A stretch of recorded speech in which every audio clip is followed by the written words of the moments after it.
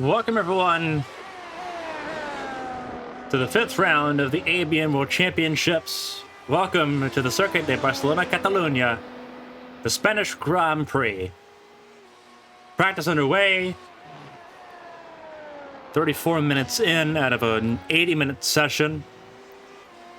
I'm Carmen Hardy alongside me, Kevin Young, to bring you tonight's action. It's been a whirlwind day in the world of sim racing, but for a lot of drivers, it's time to get down to business and try to separate themselves in the last World Championship event of 2022. Kevin, it's Barcelona. It's technical, it's complex, but it's different than what drivers are used to around this track. What are you looking forward to tonight? Well, it's going to be quite interesting because we'll get to the standings in a little bit, but looking at the track itself, it's known for being a track that's very hard to pass at because of the one main DRS straight down the start-finish straight. After that, it's kind of going to be a bit of a train conform, and you got to be a little bit more bearing to throw a move in a certain spots. Other than that, though, we know this track, you can save tires pretty okay here, but they can also eat them up depending on how aggressive you elect to choose. And I think it's going to be a quite interesting race, but I think this is probably going to be one of the first races we're going to have where I think qualifying is kind of going to matter because you're going to want to start up front if you want to end up winning this race. Yeah, we're watching right now a few drivers on track here. 8 drivers at lap times, more drivers coming in and joining the track. Nathan Lyon, second race for him as he follows up his point-scoring finish from 1 week ago in Montreal. Rudy Valentin, who's won in Super Sprint. He's won in Champ Car. Can he win tonight in Hyper Formula? Christina Ryan, she's joining in after her podium finish last week. Actually, I don't think she scored podium. No, she was taking out lap 1 last week. Yeah, no, she was taking out lap 1 and she gave that interview. Today's been so scrambled up. Eli Sasek also looking for retribution after last week at Indianapolis, at Montreal. Now I'm mixing everything up. As we watch, that's just Jason Blainer we're looking at right now.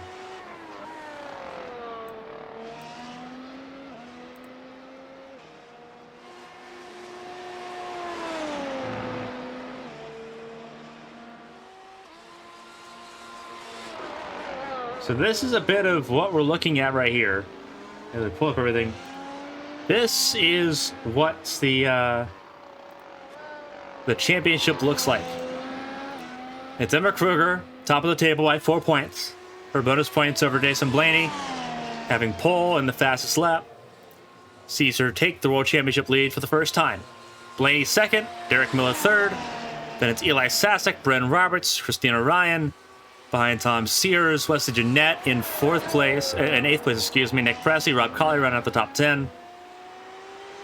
You see a lot of drivers have scored points so far this season, but no one's really broken away with it. Still very close at the top of the standings. No real runaway favorites, because it seems like every time someone gets close to getting a situation where they can run away and take a bit of a lead, they have an incident and they end up farther back in the field than they need to be. So it's a situation where we saw that Sasek took the lead, that had problems the next week. So it's been a bit of a hot potato at buck stops with her. Gonna hold the lead for a little bit longer than about a week. And now Jason Blaney top of the board. Rudy Valentin, his first race in World Championship competition in ABN. Filling in for Lily Pelletier-Sharp.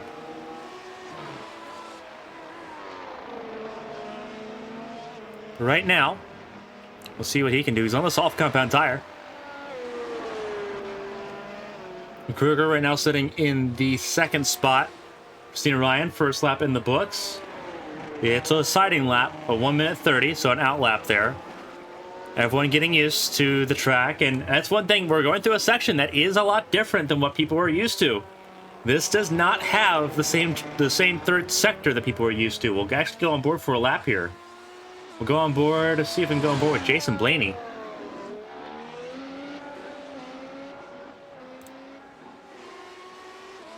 He's going through sector 2 right now. So we'll go on board with him. We're approaching the first big change. Crosses the sector 3 timing line. And immediately, you bypass the hairpin. It's a big sweeper now that everyone's trying to get used to. And it doesn't stop there. A lot more flowing. You see on the track map, no final chicane. Just 2 sweeping right-hand corners. That can be tricky to get something done through, especially this one right here. It's a little bit tighter than the last corner. But it's a lot quicker and a lot better top speed going down the front straightaway. Creates a little bit more of a compromise necessary. You want the top speed because this will be the pinnacle braking zone more so than it usually is going into the race. 66 laps in the Grand Prix as Blaney actually got a little bit loose there going through turn 4. Yeah, it's the old F1 Catalunya layout before they added the different corners and different layouts for more safety and slower speeds. But they're going to reach those high speeds going down the long straights. But yeah, you just see it's a bit tricky because in certain spots you think you can get it in 3rd, 4th gear, and you hit a situation where you power out a little bit too early, put it in the grass, or the scars we just seen multiple times throughout this weekend and past weekends with the driver in question just gets a little early on the throttle and the thing loops it around and takes a spin. Another thing that everyone's going to have to keep an eye on is just the track limits. Track limits a little bit more tough here than what they were last week at Montreal. Easy to invalidate qualifying laps, which is going to be important. This track, while it is a lot more flowing in Sector 3, it's still a tighter track. Passing's still going to be at a premium.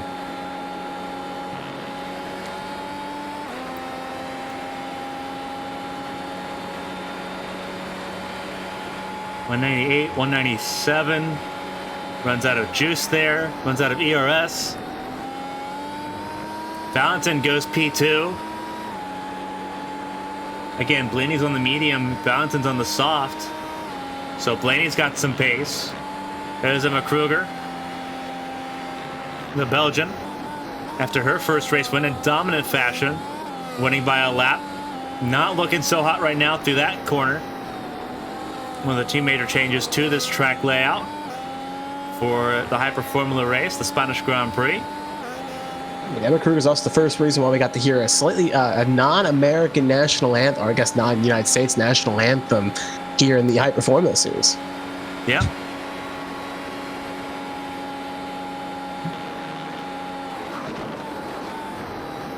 Blaney, I'm sorry about that, man. I had some issues.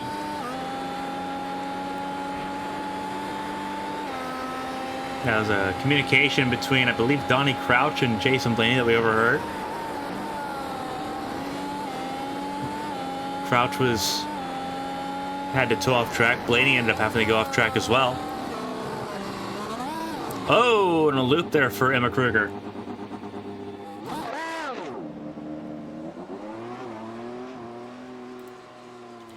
And she's going to pull off here.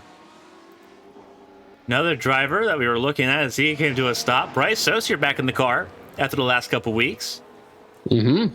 Nexus Sim Racing did not have the fun race in Montreal that they were hoping for, but had a phenomenal race. Really, actually didn't have a really good race at Indianapolis either compared to what they wanted after having a phenomenal race at Fuji. Yeah, I know there were talks about getting him in a ride at Indy, and sadly those didn't materialize. But it's good to see Saucier back out here, and he's looking for probably a little bit of a chip on his shoulder here. Wants to go out there and prove something to say, hey, I can be a number 2 at a team if you give me an opportunity, or even a number 1. So he's got a bit something here to prove here tonight, to prove that he wants to be on the grid. 2 drivers yet to join the track. Nathan Line for Field Up Motorsports and Eli Sasek.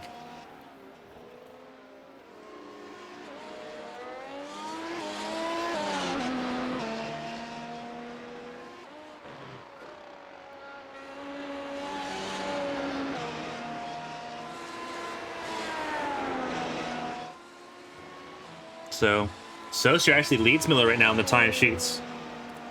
But Saucier on the softs, Miller's on the mediums, as you can see there, yellow wall tires. On the Nexus Sim Racing machine. Nick Pressey in 6th, Christina Ryan up to 7th, ahead of her teammate Robin Summer for Prismatic Motorsports. Ahead Racing, both their cars top 10 right now as well, as Derek Miller practicing a picture-perfect pit entry. Very slow pit stop here. Pit entry, 37 miles an hour, 50 kilometers. It's not the most trickiest pit stop you're going to have to deal with on this calendar, but it can still catch you out if you're not careful, especially with that. Unlike the current F1 layout where the last car is a little bit slow, you can pull in here. It's pretty fast exit, so you're going to have to kind of just pull off, and then you're going to have to worry about hitting the outside wall. So it's a situation where you need to make sure you get on them brakes and don't lock it up, and make sure you pull it in smoothly and safely. Yeah, right now it's all about who's going to have the most pace win. Qualifying, well, it's obviously 3 points for pole position, and it matters right now. It's what's helped give Kruger a little bit of breathing space going into this race. Qualifying isn't all that matters. Emma Kruger, first driver to win from pole, but she's had 2 of them, and she got crashed out of the one in Indianapolis. So a little bit of work to do to convert some of the qualifying success into race pace. Jason Blaney, a race winner, as well as Derek Miller and Eli Sasek. 4 races, 4 different winners so far. Looking to see if 5 happens tonight. Rita Valentin has a really good shot at doing that on his debut. It's going to be a bit harder because every time a new race winner happens, it's a situation where the pool of eligible drivers to get their first win gets a little bit smaller. So, and you could argue a little bit slower as well, depending on who you'd ask. But it's a situation where I still think it's possible we could see 5 winners in 5 different weeks, because there's still some drivers out there, like you said, that like Rudy Valentin, that could easily sneak a win if the cards, I wouldn't say the cards play right, just because they are pretty fast. But it's a situation where if everything plays well, they could easily win. Because remember, this is the track in 2012 where Maldonado won. So this track can provide some interesting winners.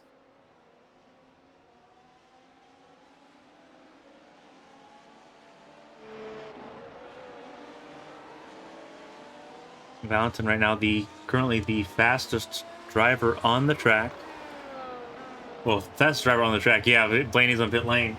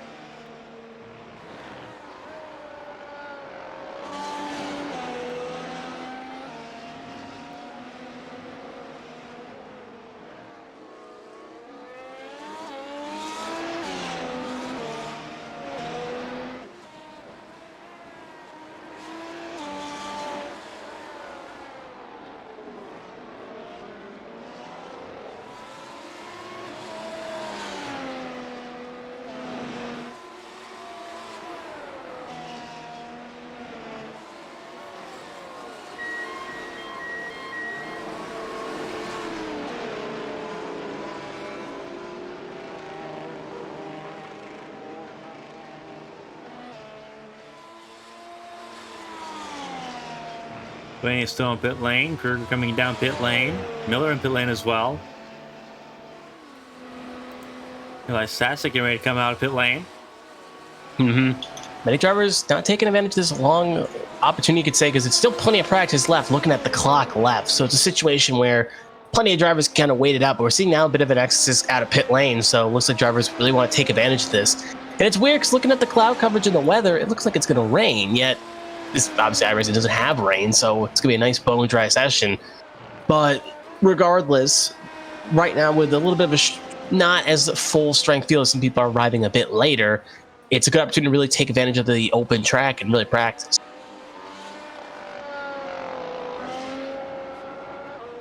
Like we saw in Fuji a few weeks ago.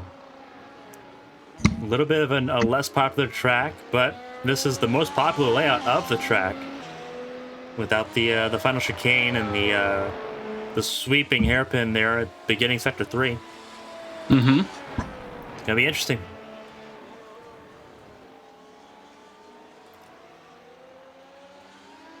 Tom Sears up to 7th fastest for senior riding. Robin Summer down to 8th and 9th respectively for Prismatic. We know this doesn't phase Christina Ryan being this low into the grid because she's someone that we've seen probably most practice sessions at Indy, Fuji. She wasn't at Fuji, but Indy and Phillip Island. She was kind of middle of the pack, lower middle of the pack, and with alternate strategy and alternate calls, she was able to get up higher up to the field and make it work. So she's someone that kind of faces adversity head on. Like I think we were talking about last week at Montreal, she's probably not like she wants to be fighting for wins and fight the race, and her wants to go for wins in a situation.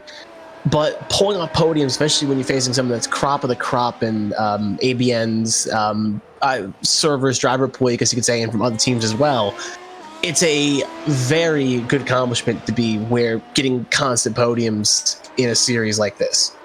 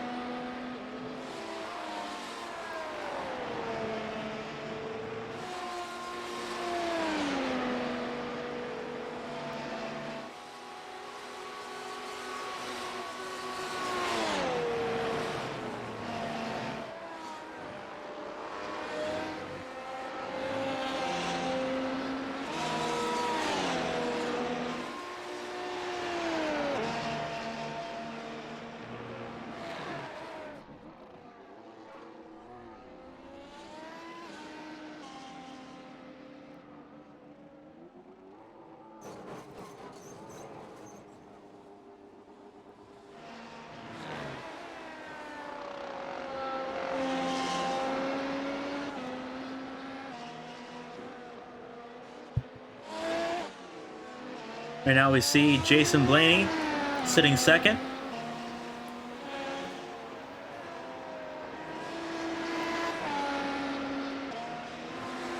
Miller top of the board. Valentin third. Kruger fourth. Saucier fifth. Pressy sixth. Ryan seventh.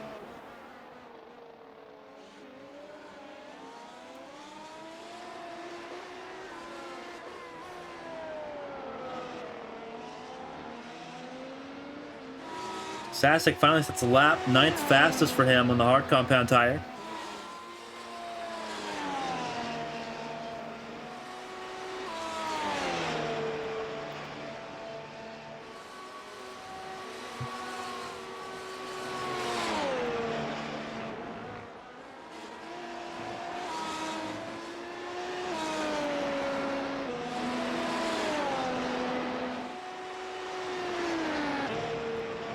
The only driver that has not yet set a time in practice is Nathan Line.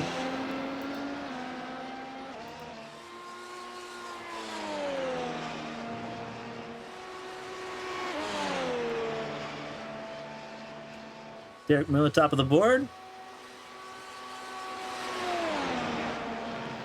It's a pretty calm practice session so far.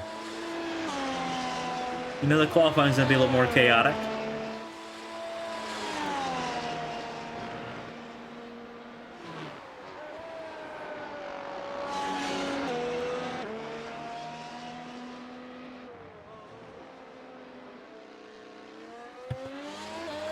Right now, Miller sitting top of the board, looking really good right now.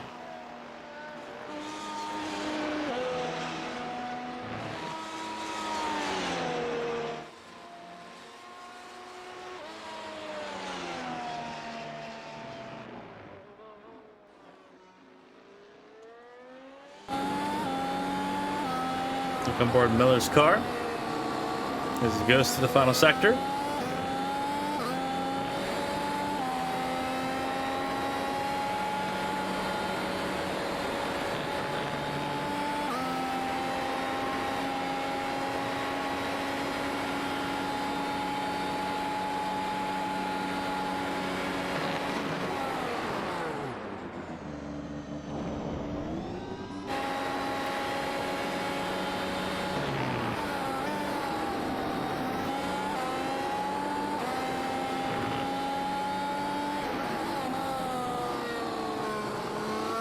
Brendan Roberts joining the session, making it 17 with 13 cars total.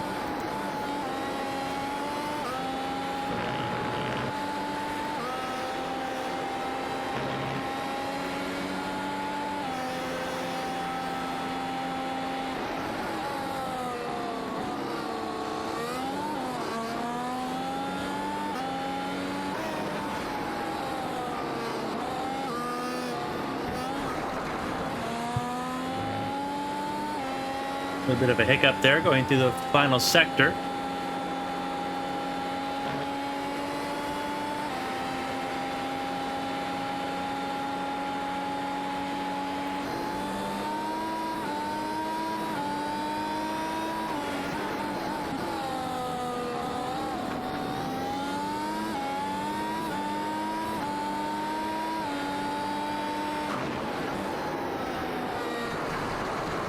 Ooh, bit of an offshoot there for Tom Sears. And he's just going to bring it to a stop.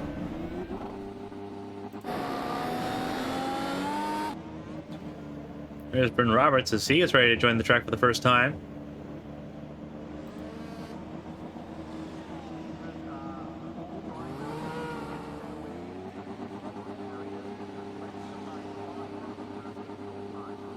Miller just went fastest again, a 1:10.633 for Derek Miller. Yeah, Derek Miller is quite fast in his own right. We've seen him, he won Fuji in a regard. We know he can be quite quick, but problems in his own kind of strategy element at both Indianapolis and Phil Bile have kind of put him by the 8 balls. We know he's got some good pace in that machine, but strategy is a bit of a pain when it comes to him. We're now riding on board with Brendan Roberts on his out lap. Coming to about 20 minutes to go and practice here. Then qualifying coming up.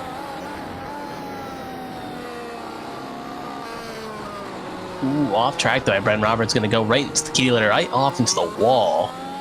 Gets it pulled out. They're going to keep going. The tire's definitely going to be scuffed, and especially in this upcoming complex of 6-7, you very don't want to take it. Now we'll cut on board here with Christina Ryan, as she's going to go for a hot lap here and see what she can do with that Prismatic Motorsports machine. Yeah, soft compound tire. Actually, looks like it's showing that she's on the medium in iRacing, but telemetry saying soft, and she's driving like she's on soft, so we're assuming that she's on a quali run. Yeah. She's got no one in front of her, so it's probably on a light fuel load here, so let's see what she can do with this machine. We're going to find out. Down the hill. Through turn 6. Tidy. Efficient. Gotta love it. Personally, I love this track. I love how technical it is. I mean, I've had some of my best success on this track in the Codemasters games, as we do see Sos here go P4 bumping Kruger down a spot, which is something you don't say, but a little bit too deep. Luckily, a lot of gravel and then some grass, and it's all banked, so use a little bit of gravity to kind of keep you balanced out. Also part of the rallycross track here. Mm-hmm. And that's what she's driving on right now. So it should be on the MotoGP layout.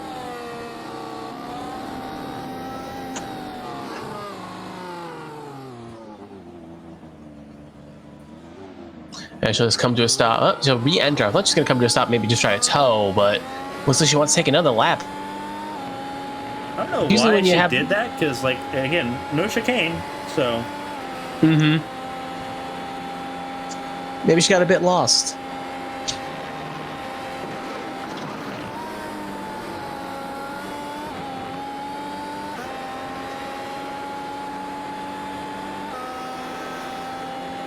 Tidy through turn 4 and turn 5. Glenn Roberts a little bit ahead now, so she may have some dirty air at the end part of this lap. Little twitch there from Christina. Glenn Roberts gets out of the way. Little twitch isn't too bad in a situation like this. You can twitch it a little bit. It's a little sketchy, but you can twitch, but a full spin is what you want to try to avoid here. And it's a relatively good plant there. Coming off the exit, keeps throttle. And again, unlike the Codemasters new layout where you brake there, you keep kind of going a little bit deeper. It's a situation where if you have experience in the Codemasters games and just driving this Jeep Grand Prix layout, it's a situation where you want to go shorter on the brakes there, but you got to kind of train yourself in regard to kind of take it a little more aggressive. And here, through that last corner, it's pretty much flat out. So she's going to get a relatively good run, but because of her kind of slow build up to Sector 1, I don't think it's going to be that fast in regard. It's only a 1:14.313 because of how slow she kind of started.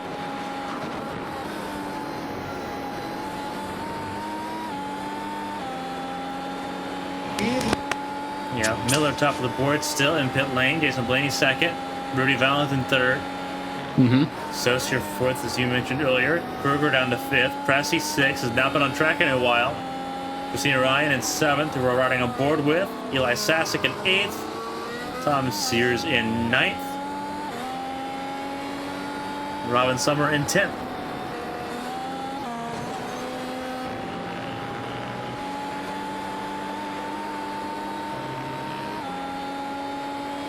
Valentin with the fast Sector 1.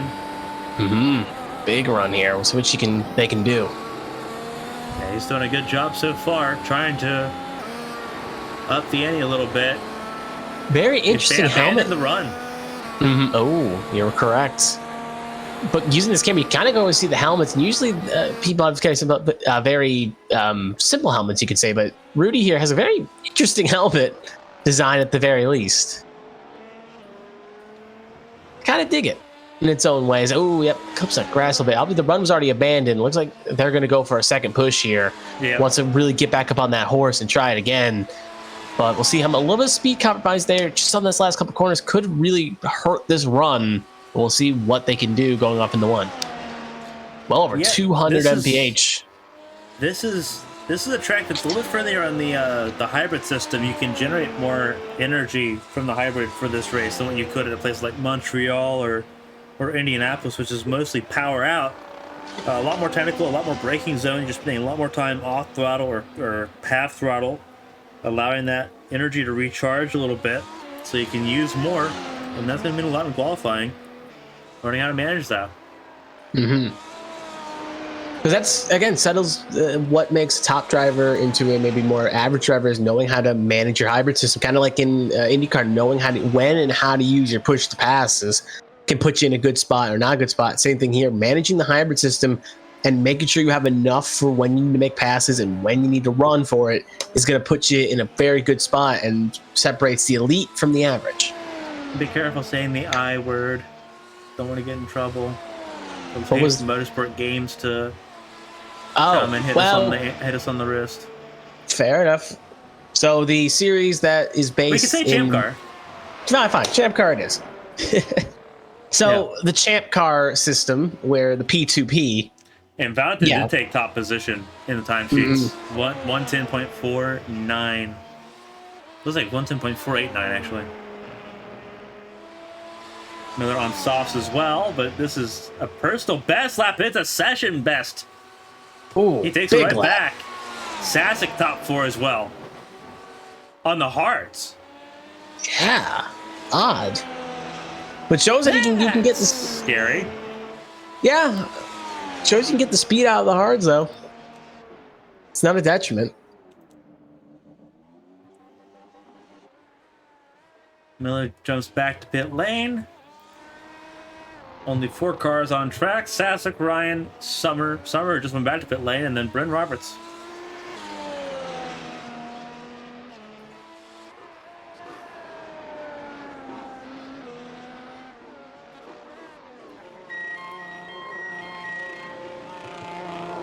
Christina comes down pit lane as well. Bryn Roberts on a run. We only got 4 cars out on track. Some of them are just starting their runs. Roberts across the line. And pumping up the P7. Pricey back on track for the first time in what felt like forever, but he shuffled down the order enough that it's probably time for him to try to put himself back up the order like what he's been the last couple weeks. I mean, he had Indianapolis. He was up there running in the top half until a bad strategy called put him behind the 8 ball and kind of ended up putting him far back in the points. And then last week at Montreal, he was able to get up there as we see Ryan go for a big old spin there, gonna hit the outside wall, you should say. But back to my point, yeah, Presley's kind of been on the up and up and wants to really take this opportunity after Montreal and getting a podium, second place, wants to really rebound and capitalize off it because going into Montreal, he only had 1 point, and now he added over 18 to his total, so he really wants to keep that upward momentum climbing. Yeah, Blaney, World Championship leader for the first time in his career after Indianapolis. Trying to ride that high as long as possible. Still has a lot of pace here, but some new faces at the top of the board as well. Obviously, Derek Miller back on top of the board. Eli Sasek back in the fray. Rudy Valentin new to the front of the field. Bryce Soster, top 5 right now. We'll see how long that lasts. But right now, things are looking good for how competitive this race might be. Everyone's trading lap times right now. Soster's someone that's definitely been sneaky fast in the past couple of weeks. He's currently P5 here, and we've seen him again past couple of weeks. He's always been that driver that just, you're wondering where did he come from because he's sitting P5, P4, P3 at points, and you're like, oh, he's been running there after playing a good strategy call, so he's someone that's definitely sneaky fast. But as this kind of the season goes on, you'll see drivers usually kind of hang around the top half. That's Miller, Blaney, Sasek, Kruger, just to name a few. But then you got, like I said, some party crashers like Valentin, who's really taken this opportunity to really capitalize, as they would say.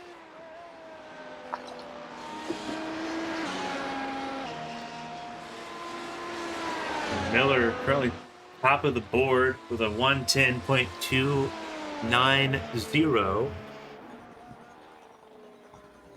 as we watch Blaney go through sector 3.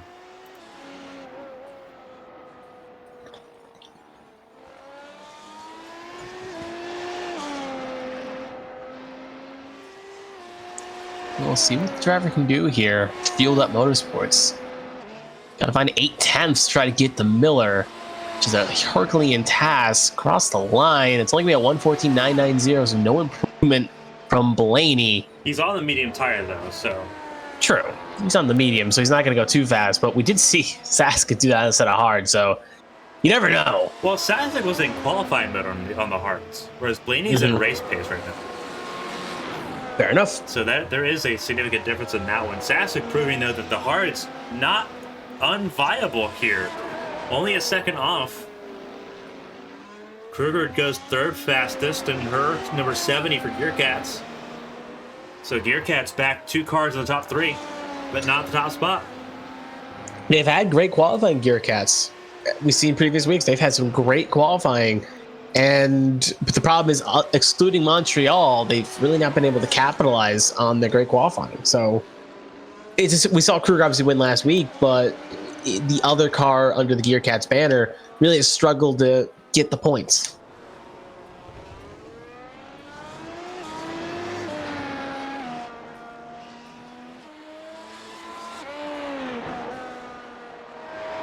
Blaney's still running race trim here. Just trying to get comfortable with that car, know what it does in the long run, see how the tires wear, because this is a good opportunity to figure out your strategy and figure out what you want to do and maybe what you want to qualify on and maybe take a risk. Because we've seen, like I said, some drivers try in previous weeks hards and are able to go into the softs at the end and really capitalize on it. We've seen drivers on the softs, they burn out quick and get kind of swallowed up as a whole. So difference right that is I think Miller just had a purple lap there and actually improved on his overall running position there, if I'm not mistaken. Miller just had a 110.06. Ooh. Blistering time. Miller beginning to turn the pace on a little bit. Top 3 all on softs. Blaney the first one on medium so far, but his fastest lap was set on the softs. Sasek set his fastest lap on the hards. Pressy just jumped Sasek there. So MPEM sitting 5th and 6th at the moment. Mm-hmm. But they don't give out any points for practice, so...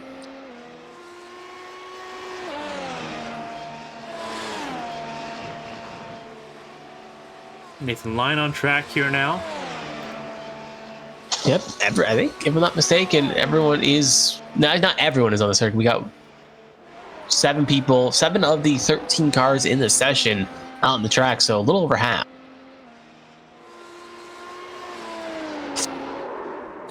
As Blaney goes for a spin. Mm-hmm. And we'll see if he elects to continue here. And he will actually continue as well. We will kind of on board for someone else, but he does elect to continue here. So if he was going to try to practice the data there, it may not be the best test, but it's a situation where we'll see what he does. Or how he does.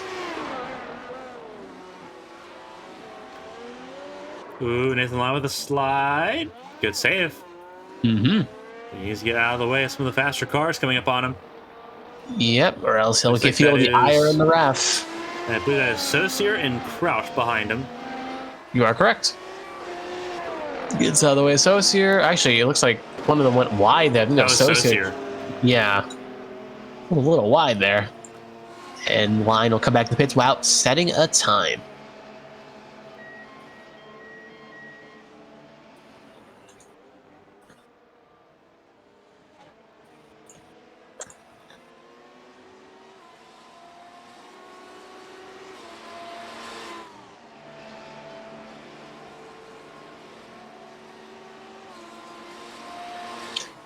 So, okay, a quick little change of tires there, and back out he will fly.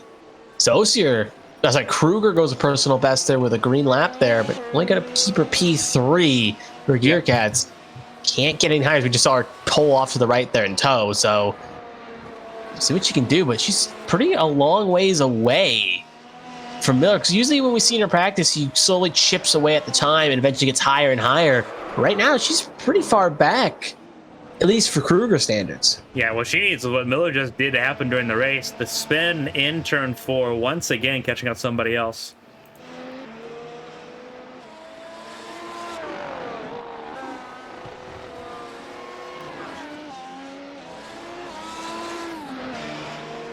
Brassy 5th fastest.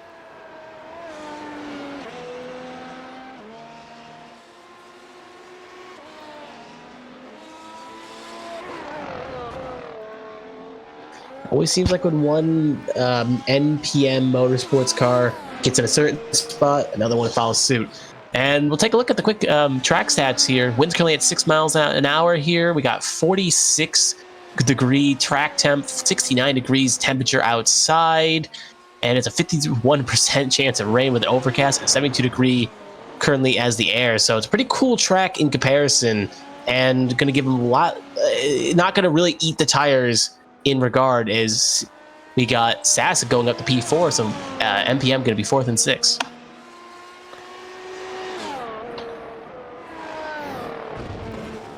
Robert Sumner going to come in the pit lane. A bit of a lock up there. Almost hit the outside wall. Back the line. Line on an out lap. Looking to set a time. Only driver so far in the session. Well, going a little bit wide like that ain't going to be good for the opportunity. And into the tire barrier. That's probably going to be a tow for Line. It is. So Line's still going to have to wait to put down that lap with over 28 minutes to go in practice. There's Emma. We know she likes to push on the edge and really find the time in the car when she needs to. Let's see what she can do in this regard.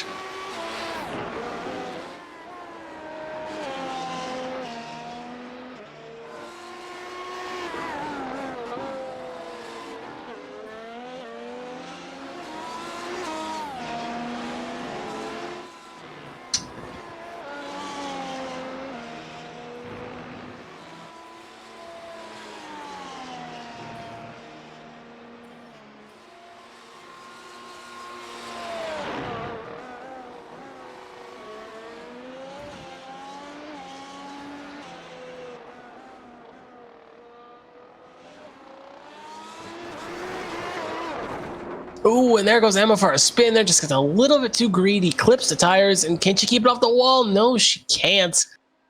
That's going to be a tow back for the Gear Cats machine. Just trying to find that extra time. Just got a little too wide, and the paint's a bit slippery, and away she went. There's Donnie Crouch, currently P12 for Arrowhead Racing. Bit of a lockup there. Bit of a smoke. Ooh, has to avoid. Spun. That was Derek Miller. Yeah, it was one of the Nexus Sim Racing machines. That was Miller. Actually, no, it was Blaney. Action. Oh, it was. Anyway, go Crouch. Again, goes pretty wide. Gonna open the flap. See what he did. And it was an invalidation because probably that off track at the last second there.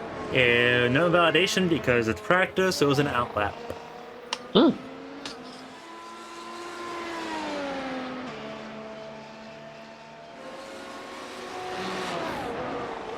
So Crouch going through the start of Sector 2 into Turn 7. A little bit of lockup. You're going to need to abuse the front tires in qualifying. Use up all their worth.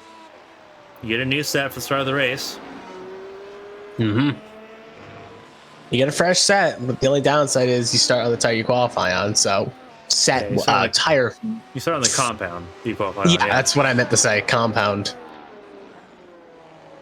More of a lockup there.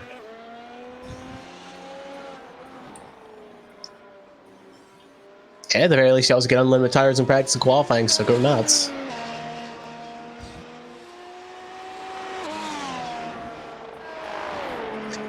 Coming off the last corner, what can Donnie Crouch do? Can he get himself out of P12? He does go faster, but not enough to go any higher up the grid. He'll stay P12. Yep. Good racing, having up and downs this season. 2 podiums, thanks to Tom Sears. But still very much a learning curve for some drivers. Getting used to World Championship machinery. I mean, these cars are a handful. They are a learning curve that takes a long, like for some of the best drivers, they can get it quickly. For other drivers, it does take some time to really figure out how to get the speed out of it. Because, like I said, this car likes to flip behind your back for fun.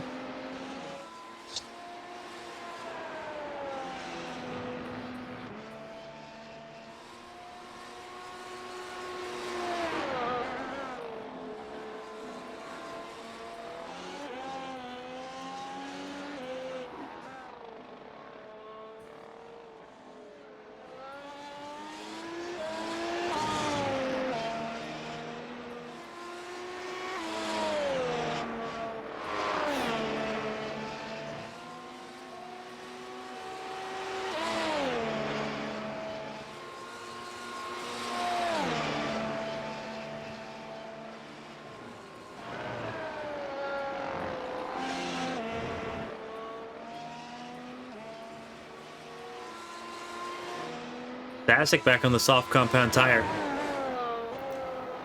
See if he's on a hot lap. Looks like he's on an out lap. So he is. Trying to set up. He's got a lot of clean track in front of him, though, so he doesn't mount that curb lip, even though it's an out lap. Got to be worried about doing some minor damage. But yeah, plenty of clean space. Gonna weave the tires up, try to get him up to optimal temperature. So it clearly shows me I think he is going for a quali run here.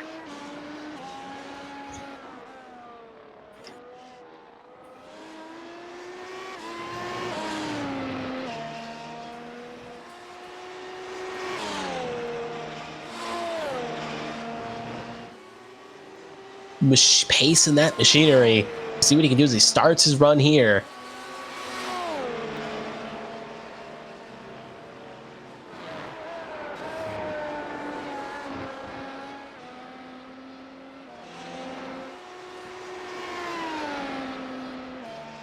Good S section for sector 1 here. It looks pretty good so far, pretty tidy. yeah, really close on the lap times between Kruger and Sasic.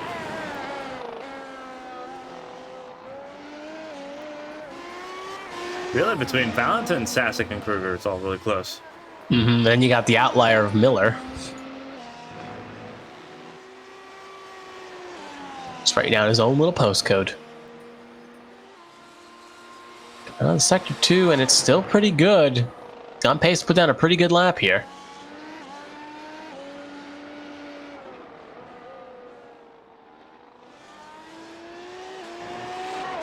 Got one more corner, and then it's basically going to be flat for the most part. You'd be surprised, depending on how trimmed out you have the car, it's not a flat-out lap. Really? He's like that last corner, you get to guess how it's trimmed up, and that's going to be enough for P2, so Yeah. big money lap there from Sasic, but still a bit of ways away from catching Miller. Yeah, it's not the, like, if you have it more focus on top speed, you may have to lift a little bit in the last corner. And obviously, if you're on a set of hard, you're not going to get as much grip as well. Correct. There's Donny Crouch coming in the pits. He's not even going to take the box. He's just going to tow. So maybe just a practicing pit entry there. And that's going to be the end of practice.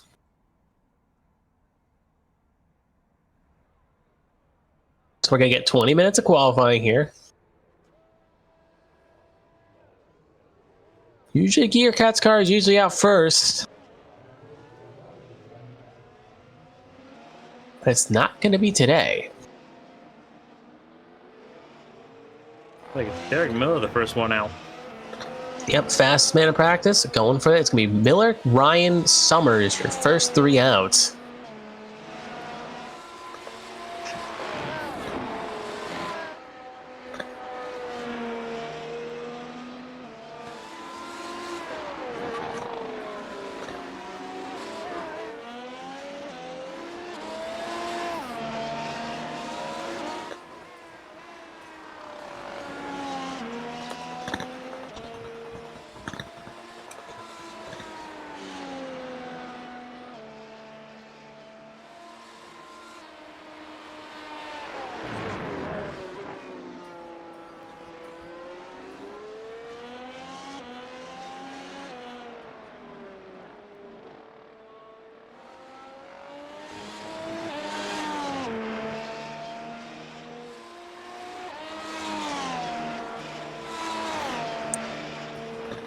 So here comes Miller, going to start his run. He's going to be the first person to take an attempt here. And he's going to be the torchbearer, if you will. He's going to be the set man, or set man for the field. We're going to see what he can do. Pretty tidy so far through 1. That's going to be purple, but obviously being the first one to cross the line is going to make you purple by default. And clearly already beaten by someone that just crossed the line. It was Christina Ryan that set a purple there in the first go-around.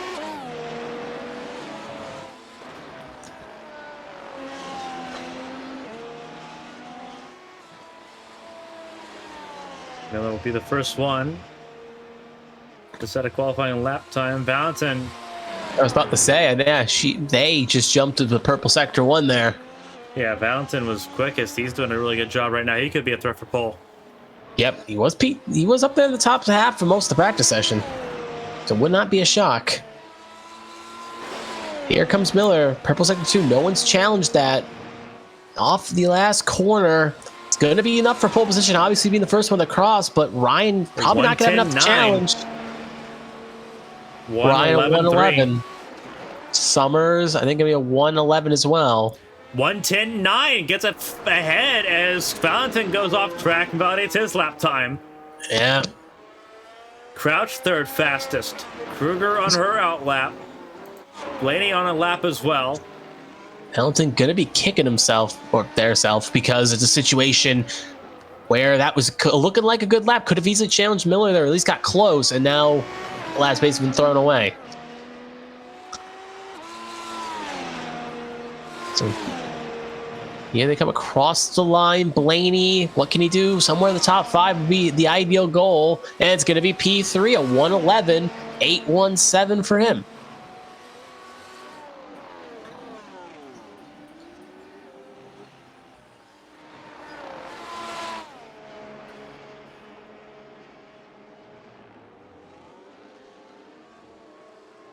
Next person going to cross the line is going to be Presley here, but I think Pressy is, no, he is on a competitive lap here, along with his teammate Sassick.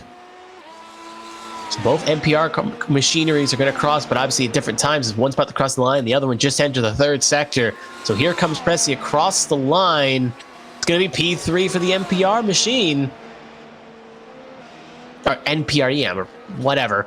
It's going to be P3, and here comes Sassick. Last couple corners, got a bit of a train form behind him. P2 in practice. Can he get the P2 or even P1 here? It's all green, so it's not going to be enough for pole, but it's going to be enough for P4, which feels like he left a little bit of time on the board. See if Emma Kruger is going to be faster here. Medium compound for her. Final corner, DRS open. Coming to the line. P1. 110.7.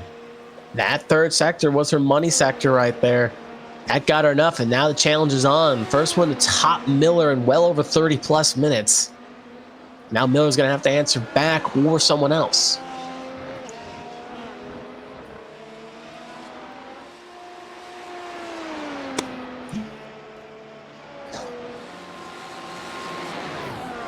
I know a lot of drivers just either taking out laps here, including Ryan, Pressy, Sassick, Crouch, Summer. They're all on out laps, or if they're still on the track, they're probably just taking some laps here, really getting extra practice, if you will. Because unlike in the Champ Car Series, I think we've talked about before, unlike the Champ Car Series, we have to burn the fuel load off. It's a situation where, in this regard, you can set as low a fuel load as you probably want to try to make this happen. So you can make the cars light, and you can put on the fast tires and really go for a push lap here. And obviously the track condition change, the odds either get better or worse depending on the conditions. So we see Sos here with the green sector 1. Oh, big off there. And that's going to be a wall tap, and that's going to be a toe back.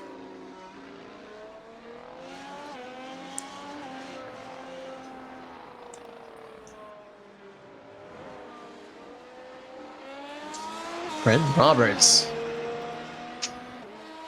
looking to do something good here.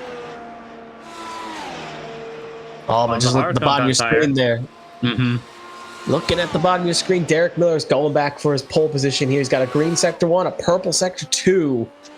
He is really feeling it in that machine right now. He's got 2 more corners to go. As long as he doesn't make a mistake, this feels like it's going to be a pole run for the number 56. But third sector's a little bit slower, but it's still going to be enough for pole by well over a 10th. So again, the race is on. Now it's up to Kruger to answer back, or someone else. Sassick, 2 greens. Yeah, Ryan on a run now. Medium compound for her as well. People on the medium right now, top 3 drivers. Miller, Kruger, Ryan, all top 3 on mediums. Hards for Sassick and Pressy. Blaney and Crouch on softs, as well as Tom Sears. But right now, hards and mediums leading the way.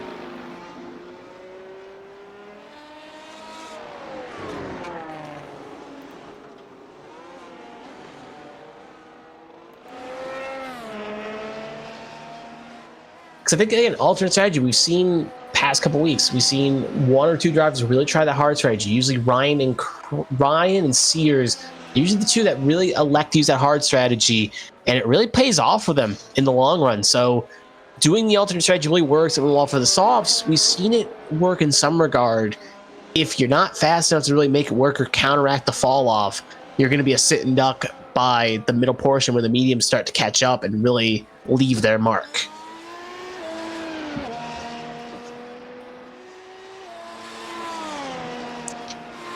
So here comes Ryan on the mediums off the last corner. What does she have? Not going to be an improvement. She's going to stay where she is, but P3 is pretty good, but obviously with some heavy hitters coming around the bends, she definitely wants to improve her time to really put herself in a higher up spot.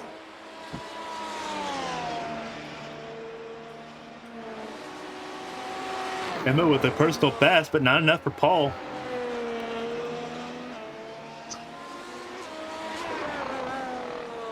She did Actually, eat a little bit of more. Never mind, that was a out lap. Mm-hmm.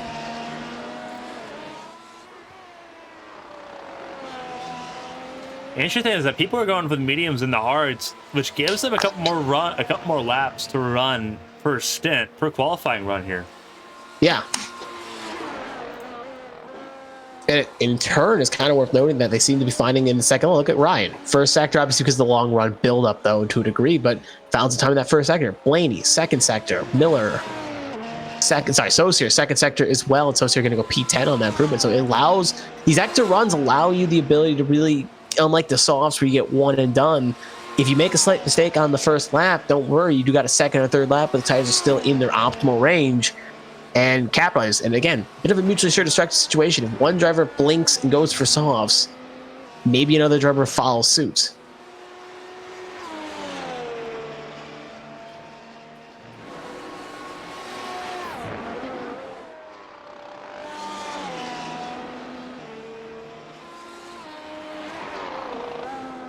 Line was about to put a time down, but it was an invalidation or start of an out lap. It will not prove to do see one of the cars when the Gear Cats cars gets out of the way here. We know Ryan after last week was not the happiest one of the Gear Cats machinery during her quality runs, but a bit of water on the bridge here as they do get out of the way. Well, there's only an issue with one of the Gear Cats cars, and the driver is not there tonight. So yep. Just try not to name names, as we do see Ryan go a little bit wide there, and definitely going to really compromise her run. But she is, I was going to say coming in would probably been the smart choice, and she is going to elect to take that and put on a new fresh set of tires. Downton on a hot lap here. Not a personal best by any means of the imagination, but it is going to be a 1:18.8. Definitely not where he wants to be time-wise. We're seeing how the best times right now in the 110s and the 111s. It's pretty shocking that they're that far down to begin with. Only sitting P11. Just, we saw that one run early on in the qualifying session where they felt pretty strong. They could get up there, and then after that, it really seems to have their confidence kind of snake bitten or shot.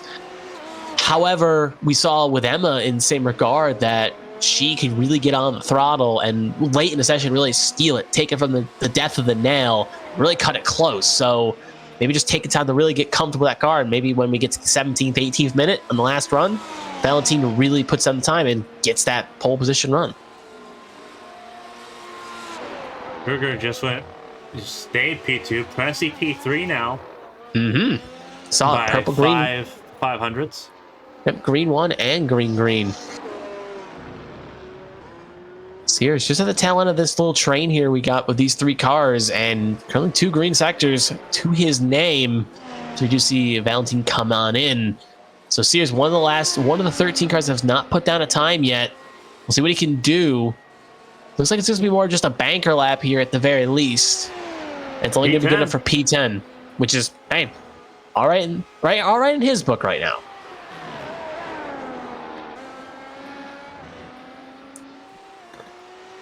Reminder that there is no Champ Car stream tomorrow night for those that are tuning in. As we get ready for the holiday season, we get ready for Christmas on Sunday. So no streams until next Monday, the 26th. HTL's Daytona 300. Gonna be one of the biggest races of the year for us here on ABN. It'll be me, Christina Ryan, Strixland Bolstrix in the booth. I'll probably be in the chat somewhere. It's going to be a lot of fun. We have a lot of cool stuff planned for that race. It's going to be a bit of a showcase for what we're working on for ABN's production quality for 2023, a bit of a benchmark. So we encourage you to tune in 8 p.m. Eastern, December 26th is when that begins. And then we have Champ Car Preseason Challenge at Charlotte Roval on the 29th. It's also going to be probably the last live Champ Car broadcast. So want to tune in for that. At least for a little bit. At least for a little bit. Address the elephant in the room while we're sitting in a little bit of a down period. For those that aren't aware of watching, it was announced earlier today that effective January 1st, 2023, broadcasters like us here on ABN and many others cannot live broadcast races and events with 3 cars on the service: the Dallara IR18, the Dallara DW12, and the Dallara IR05, the 3 generations of IndyCar on the iRacing platform.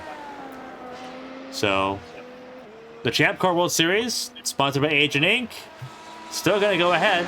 It just for it to move to a tape delay format. We'll have more information on that on abnesports.com once we have a full collection of information and we can properly process and get a plan sent out. Champ Car is not going anywhere. It's still the life and blood of ABN, but we're having to adjust how we run it. And we appreciate everyone's support throughout the day. Everyone kind of knows what it means to me personally, what it means to ABN. As we sit here and we watch Derek Miller go on an outlap here. He's got pole position by a little over a tenth at the moment with a little over 5 minutes remaining. But the support everyone's shown to us, to other broadcasters that have been so affected by this, by Elite Racing, by Race Spot, and so many others, it's been so greatly appreciated. It means a lot to us, and it kind of shows that we're not alone in this. We appreciate it. We are running an Indy 500 event. And I'm going to use it because it's not January 1st just yet. We're going to be running a 500-mile race at Indianapolis on New Year's Eve to ring out 2022 and ring in 2023. Details and information are in our Discord. I believe we can actually pull that up now. Now that I've... There we go. Yeah, it's in the Streamlabs if you want to join our Discord and learn more about the FMSG 500. On December 31st. I know a lot of groups, Maconey, Race Spot, a few others are going to be planning a New Year's Eve race at the Brickyard in the IR18. Yeah, we're going to be one of those. I know there's at least 6, so plenty of races to get your fix of racing in. Miller on an out lap here, it looks like. That is correct. Bassick on a hot lap right now. On the hard compound tire. Medium's front row, hard's second row is an interesting pace changer right there. I think they're falling into the line where the hards are a viable strategy, and more Joe of the field elects to go hards. Then everyone's kind of on the same strategy, at least in the grid, but we're coming to the crunch time. 4 minutes to go in qualifying. It's going to give you about, if you go on a set of softs and mediums, maybe 2-3 laps at it if you continuously go. But if not, you get 2 attempts at it. So we're going to see what has what. Blaney currently doing pretty well here. We're still on board here with Sasic. He's got a green sector 2, but a not so fast sector 1. He's got to find a lot more time in that third sector, really lunge up. Blaney going to jump the P3 or P6. Can Sasic displace Blaney? He can. He'll reclaim P3. But Blaney, P4 on the softs, that's going to be an interesting mix because the soft tire will be better on the initial start. Oh, it's going to be interesting for the start. Starts have been an interesting thing all season long, but it's not been where the crashes have happened. The crashes have happened after turn 1. Kruger on a hot lap. Finishes her lap. Finished her lap, and it was an invalidated lap. Correct. Ryan jumped up to P5. Bessie in 6th. Usually when one MPM Motorsports team, well, I guess M stands for Motorsports, but one teammate finds a position, the other one usually can find it too. Same thing with Sasek. When Sasek approves, Presley approves, and it looks like Presley going to approve as well. Only one position, though. Better than nothing. So Ryan's still row 3 with Pressy here.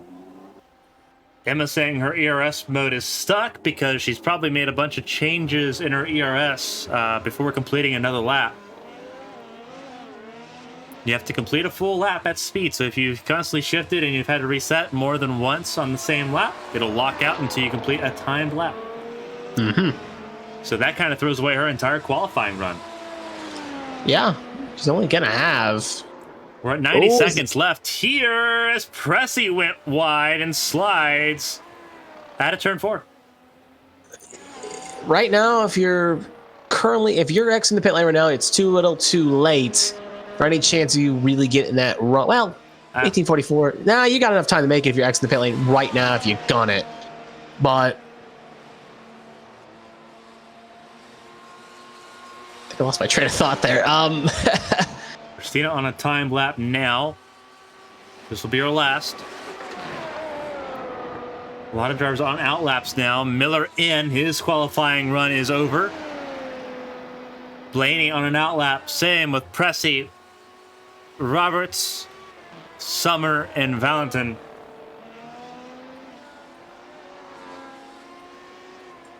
To everyone tuning in, we appreciate you spending your Wednesday evening with us here on ABN. Okay, we'll put our Discord link in the chat here. Whoop, if I actually type it out correctly. Doing a 500-mile race at the Brickyard using the cars that we cannot officially name.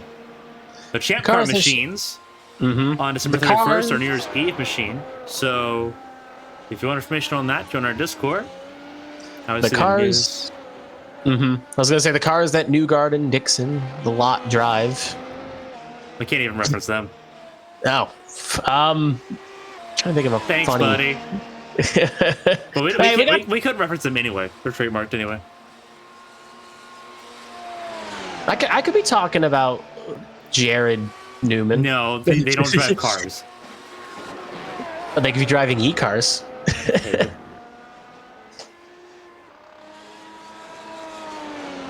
Christina Ryan, lap completed, not enough.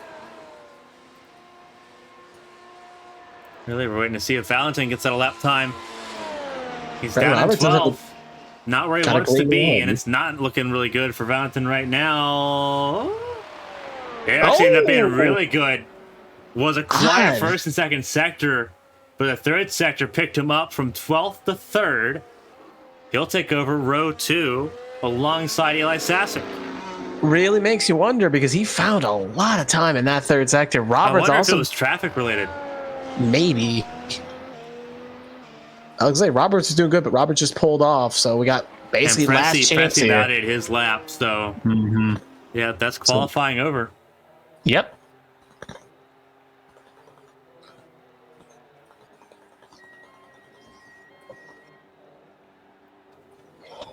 Yep, reminder, no stream tomorrow night for Champ Car Preseason Challenge. Our last live stream for Champ Car Preseason Challenge is on December 29th. Next Monday, the 26th, Boxing Day, the day after Christmas, it's the HTL Daytona 300, 8 p.m. Eastern on Monday. That's our next broadcast. So this is the last stream we have before Christmas. It'll be a lot of fun.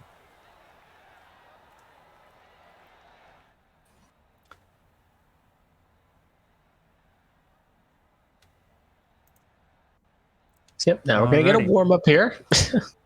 Yep, a little bit of warm-up period. So again, for those that are wondering, going into tonight, this is what it looks like going in.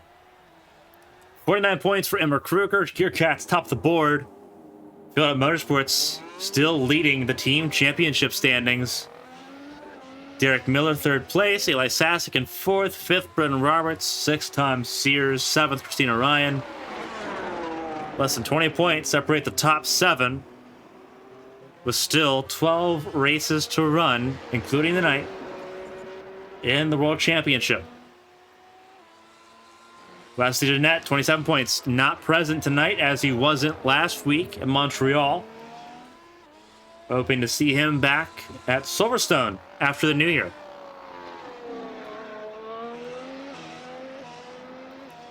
But there's how the points look going into the Spanish Grand Prix. Yep, only 2 drivers have not scored points so far this season. That's Judah Kuthler and James. Again, I think we saw Pierce at Indy and last week at Montreal. Yep. And he did not take the... He did enter the session, but he did not partake. Yeah, he was feeling unwell. Yeah. Mm-hmm. Looking at the track here, this is the Spanish Grand Prix. Obviously, historic layout, no final chicane, 66 laps, track temp beginning to go up just a little bit, with more cars running laps here, as we watch Nick Pressey make a lap here.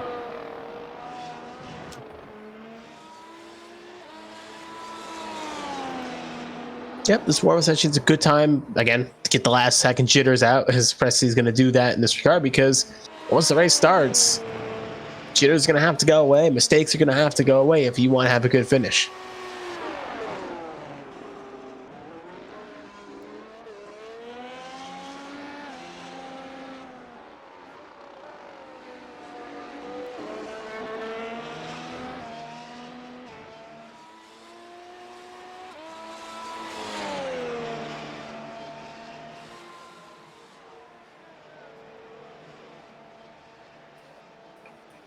Looks like it's going to be a grid start practice for the GearCats car machine here. Does not want to make a mistake on the grid.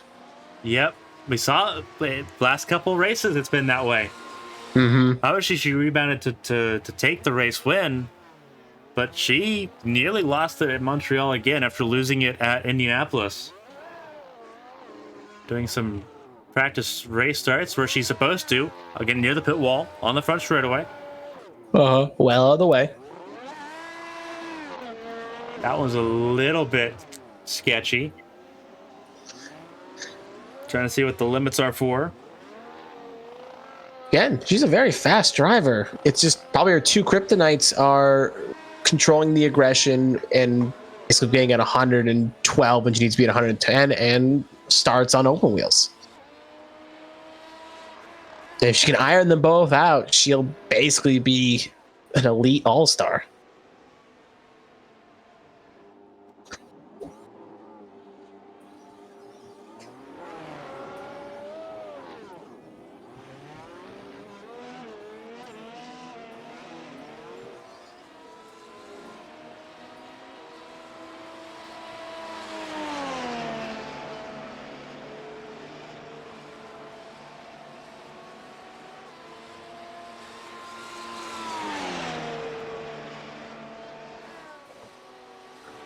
We're going to take this chance to refill our drinks. We hope you do the same. Starts in this series have never been anything less than spectacular. We're going to see the same here. One of the tightest turn ones. One of the fastest turn ones, lap 1 of the calendar. It's going to be interesting.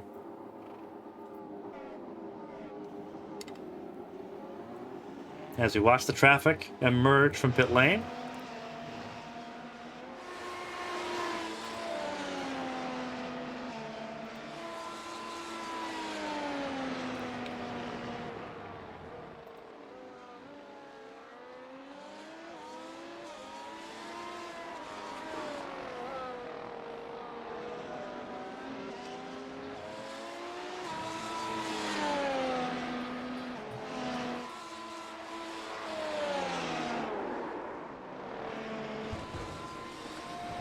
Spin there for Derek Miller.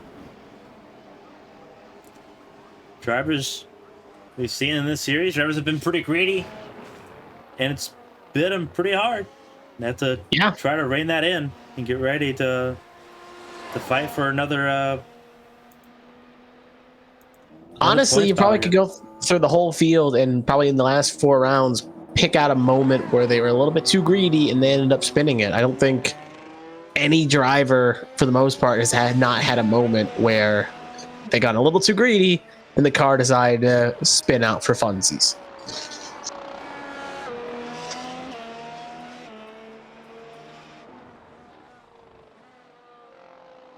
Some fans of Emma in the chat. Emma's just doing practice starts. Not a whole lot to show that we haven't already showed.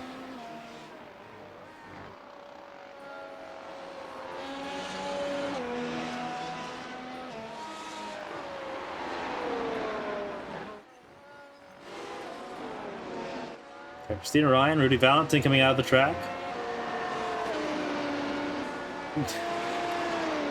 Through the chat, also asking for Roberts and Blankenship. Blankenship's not in this race, only Brent Roberts, and Brent Roberts is in pit lane, not on track at the moment.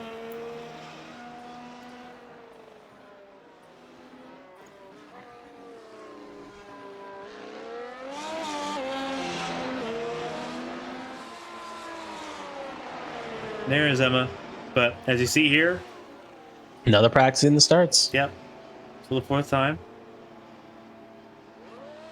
This is what this session's used for mostly. It's used for us to go get a drink, and for drivers to practice the starts like what she's doing right now.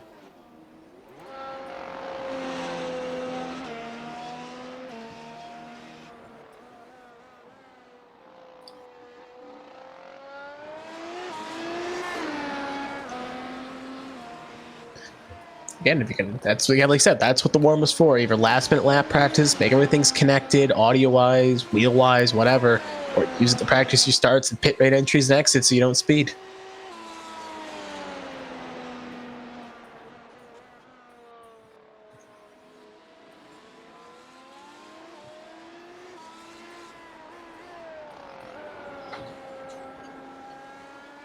Reminder in this series, for those that are kind of new to it here, so there's 2 cars per team typically. Both cars have to be identical. So there's 2 cars like Emma. There's a car like Emma's. It's the same for Rudy Valentin, which we can't see because underneath the grandstand on the front straightaway. Yeah, but it's there. Don't worry. Same thing with all those weird spectators that are clipping through the floor. Ron Summer practicing a start through the pit exit. Mm-hmm.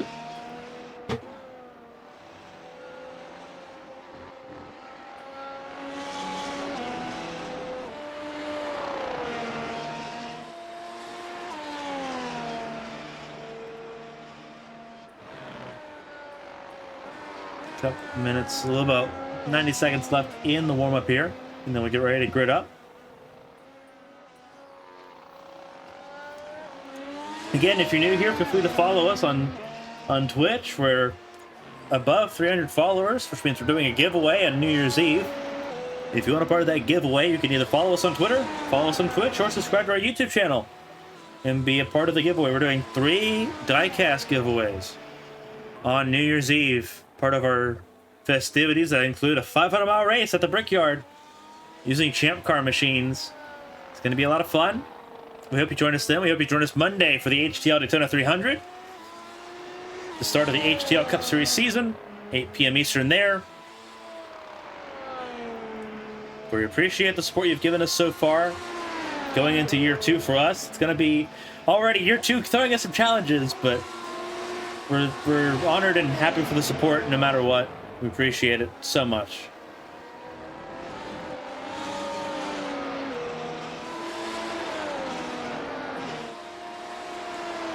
Everyone just doing warm-up at the moment. We're getting ready to come to an end in about 10 seconds. Yeah.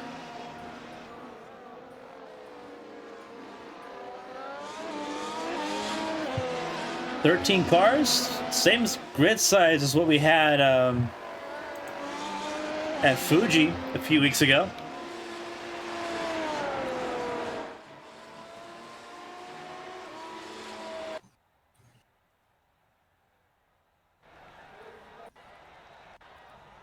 All right, so here's what it looks like. Here's the starting grid, 12 of the 13 cars on your screen. Only car not on your screen is Nathan Line. Derek Miller, Yeah. pole position. Emma Kruger, P2. Rudy Valentin makes it P3 for Deer Cats. Eli Sasek, 4th place for NPEM. Jason Blaney, 5th, alongside of Nick Pressey. Christina Ryan, Bren Roberts, row 4. Crouch and Summer, row 5. Tom Sears and Bryce Saucier, row number 6. To lead us through this grid of 13 cars. Missing right now only Tom Sears and Nathan Line having to grid up. Wouldn't be shocked if Line maybe starts in the pit lane.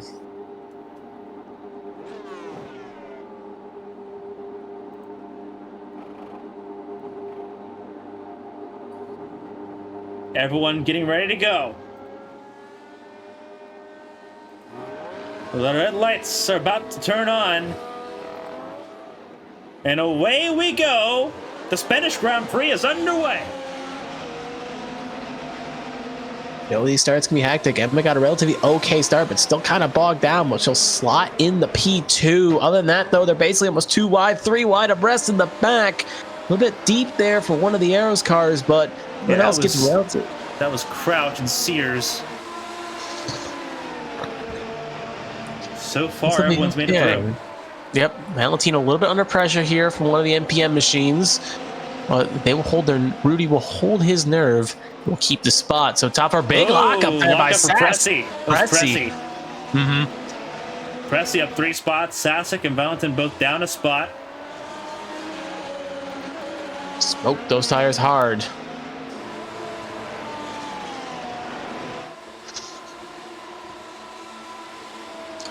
Yeah, top 2 breaking away a little bit from Pressey in 3rd. Gap's about 1.3.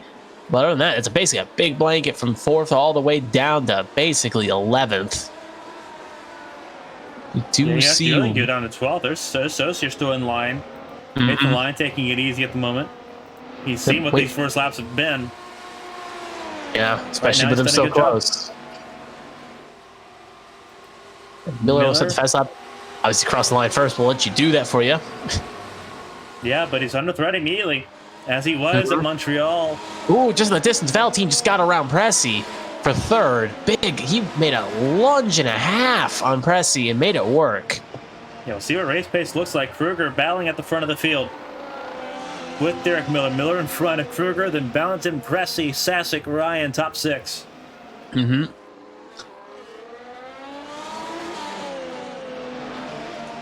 Again. Ooh, I think something's happened to Pressey as he's off 3, 4 spots. Yep. There he goes. And down the order, down to 10th. He locked up that corner 1 lap ago. Tom Sears in the same boat. Tom Sears went off track as well. Yeah, we can just see those tire marks. Those are Pressey's tire marks when he went through the kitty litter there. He just locked it up similar to what happened last time, but this time couldn't keep it off the grass and the litter. Blaney's had a mistake too. Yep. Not off track, but definitely lost some time and losing more spots. Down 4 now as he moves down to 9th place. Lap 3, DRS opens this lap. Not going to get down this straight because obviously you have to wait 1 more lap to go around, but it's going to allow opportunities. Valentin has gotten on the back of the team, their teammate, and Emma Kruger. It'll be interesting to see if Valentin decides to go by here. He's got the pace, but also Kruger's been held up by Miller a little bit. So it's not representative. He has the fastest lap so far. Correct. So perhaps Kruger lighting up the tires a little bit under braking there for turn 7. As now they go up the hill. Yeah, Emma's not happy with the front of that car in the wake of Miller's car, whereas Valentin seems a lot more planned at the moment. DRS opens now that they've crossed their finish line to start lap 3. But that short chute, not enough to overcome it. You have to get through this sector. And something about the sector, it's a lot faster now, but also it kind of puts more of a pressure on the car behind because dirty air is a lot more pronounced the faster you get. DRS open for both Kruger and Valentin. But Miller had a decent gap coming out of the final corner. Kruger let Valentin go by. Oh. Kruger realizes that Valentin might have the shot to do something about it. If Valentin can put air on the front of Derek Miller's car, it may open the opportunity for Kruger to get by as well, and then they can kind of play the team strategy game all they want to. But Kruger to realize that, hey, Valentin's got the hand right now. I think it's also a situation as well. Kruger is currently in the points, and you don't want your teammate that's here not on a weekly basis to accidentally take you out going for a pass. So I think it's mostly a situation of knowing that Valentin has the faster car at the moment. Let him try to attack Miller and maybe slow Miller down into your clutches. But I think at the same time, Kruger's thinking bigger picture here, because looking at the gap from Kruger to Sasek is about 2.7 and growing a little bit. So at the end of the day, let the two fight. If they have an accident, they have an accident and pick up the pieces, but don't really risk throwing away a championship lead by allowing Rudy to try to pounce on you, because Miller may or may not hold you up. By letting Rudy go by, she's already done that. Yes. And I'll say this with full confidence. Rudy Valentin's probably one of the best free agents on the market. He's a substitute right now, but he's a free agent on the market. He's the best one, not in this series full time. Correct. He is phenomenal. There's no doubting it, as he does what he was supposed to do. He got ahead of Derek Miller. Mm-hmm. He took those points away, and now it's thrown Miller in the dirty air and right back into Kruger's clutches. That is what that was designed to do. That was a textbook maneuver team-wise, knowing that Saucier can't give any support because Collier's not here. Yeah, no, correct. That was probably the ideal strategy. I was just kind of throwing out the alternate where it's at the end of the day, gotta think bigger picture as well. I don't think they're caring. True. You have to, you imagine, you think that up here, oh, it's easy to think big picture. They don't care. Fair. I mean, yeah, you got. They're trying to drive a car. Yeah, you're trying to drive a car at 200 mph. You're not thinking points, especially at round 4. Yeah, I could, you can go back to your race at Indy in May, you're not caring. You see a gap, you're going for it. That's just what it is. It's just. But I also wasn't fighting for a championship. I wasn't thinking bigger picture because I wasn't thinking championship. It's the 500. Yeah, that's a thing. I'm not thinking picture because I wasn't fighting for a championship. I'm going for the win. Well, Kruger is. No, not when the lights go. If championship picture is what goes through your head, what we've seen in the first 4 weeks wouldn't have happened. Fair enough. I got no rebuttal on that one. But Valentin driving away, 2.2 second gap, just got it past Miller and now is gone. But the thing is, driving away, not going to give Miller any more dirty air. So, in turn, Valentin got around Miller now because Miller knows that he can't take the championship lead like this. No, you're right. Which, if for any reason that gets to his head, that's where the pressure becomes. Obviously, he's not worried about it right now. The pressure's not showing. But if it ever does creep into his head, hey, I don't get anything out of this, that could be an issue. I just don't think he cares. I think he sees Valentin as an outsider right now. True. If my math is correct, because again, he's only he's 6 points behind, and right now he'd be 2 points behind going. Yeah. It'd be 8. Yeah. Yeah, because he'd get 2-1 for qualifying, and then obviously finishing ahead of Kruger is going to give him an extra few points to his tally. But obviously, he's still got to finish the job. And we're only on lap 7. We still haven't had pit stops yet, so. Yeah, right now the biggest loser right now is Jason Blaney. He sits 6th. Correct. So. Meanwhile, Summer just got passed by Pressy in 9th. Summer trying to hold on to the points. 3 cars have had issues. Well, really 4 cars. You look at Pressy, Sears, Line, and Crouch. Crouch in pit lane. Mm-hmm. He's made it to pit lane. Bit of an unscheduled stop. Yeah. He is on the soft. But if the stops expire at lap 7, then Blaney would be coming in at lap 8 because. Blaney is on the softs, yeah. So we'll see how long the stop. Hard. Crouch did.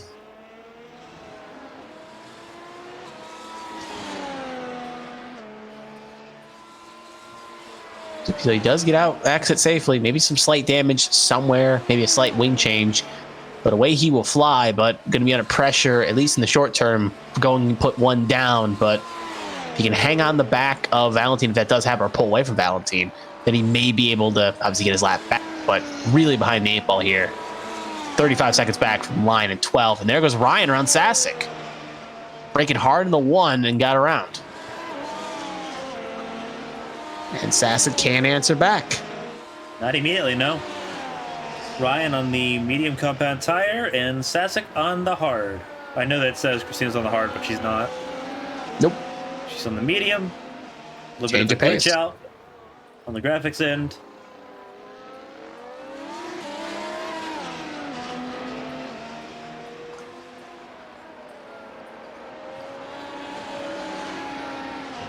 And Nice battle here for 2/3. fourth. Yep, 2/3 of the first Hyper Formula podium fighting for fourth. Yep. And all three of them sitting third, fourth, and fifth. Yes. And the one that also led a lap in that race is currently in second.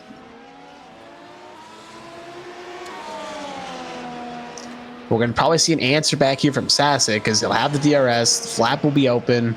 Ryan not going to have anything really to help pull her along. And it's going to be an okay tow. Will Sasek be able to outbrake? Going to go around a long way around here. Yeah, Christina's not going to let him have it that easy. But nothing she could do. Yeah, she could have been a little bit more defensive about it. True. Again, maybe situation lap 9 she wants to get to the end of this race. That's the thing a lot of people don't understand. Like, these are not like champ car length races. These are not like super sprints. These are full length Grand Prix. Like, these are endurances. Marathons. This car's hard to drive for 30 laps, let alone 60. Heck, we saw it last week at Montreal. Emma basically had a lap field and she kept pushing, had a couple offs. So even when you get to the end, even when everything looks good where you're going to finish, you could still make mistakes. That's true. That was also Emma really pushing to try to lap the field, but point still stands. And got it. Not even because she was pushing, but because someone else made a mistake. Yeah, that was Pressy. Ryan a little bit too far back, I think, really to get the issue here, unless she really lunges on the brakes. Yeah, no, way too far back to even make the lunge. Whoa, Sasek touched the grass there. Yep. Gonna have to keep an eye on that.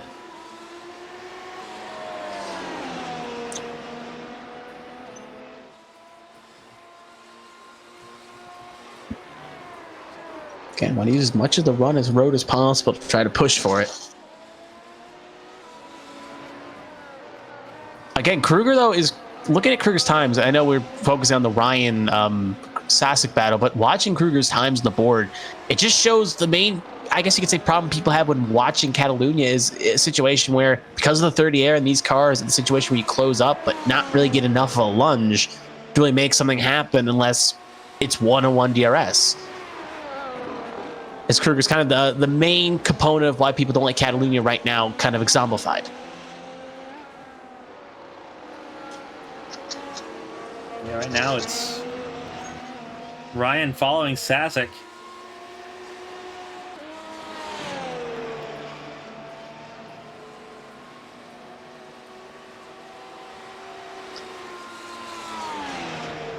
Just a little bit too far back really to make anything happen. Further back this lap than what she was last lap. So yeah, she's got a more trimmed out car than Sasek does.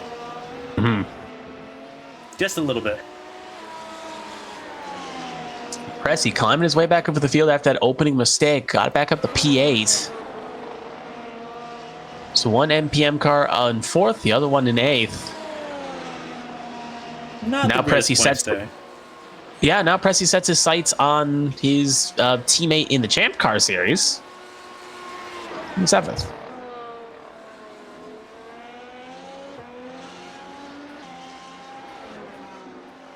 Fountain at the front of the field. 8.6 second gap. Kruger out of DRS range as well. Wow, just looking at Valentine, how he's just opened up that gap in 9 seconds and pulling. Right? Going through the final sector. This is Christina's a little bit closer here. It was almost 9 tenths. You probably want to be a bit closer than 6/10 though, because that's still just a little bit too far back to make a lunge really happen. You want to be 3/4 because DRS is a wonder, but it's not a miracle worker. Because you're not going to be able to really get close enough to really make a lunge unless you're 3/4 behind. We do see a improvement from Pressy again. He's done a green sector. I mean, green lap. 4/10 faster than Saucier that time. Christina, personal best sector 1. She seems dialed in. But she's got to keep it together for the whole lap in order to set her for that passing lane. One mistake, and she's going to have to re-roll, re-grip, and redo it again.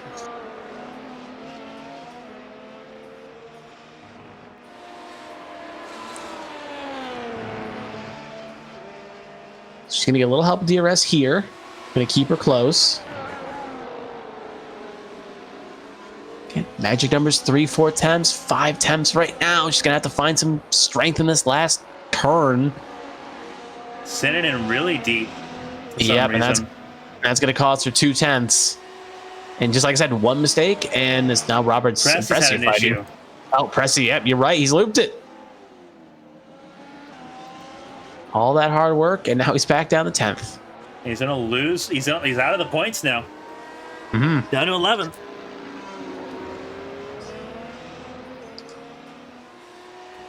But anyway, to finish my point on Ryan, yeah, just one. As I just said, one mistake, and you have to get re-gripped in order to get back through. So, back on a horse, she's gonna have to mount and climb back on. Looking at the time it's going, I feel a little bit for Kruger as well, because Kruger is just hovering around that 1 second mark, just a 10th out of DRS, trying to find something to get within.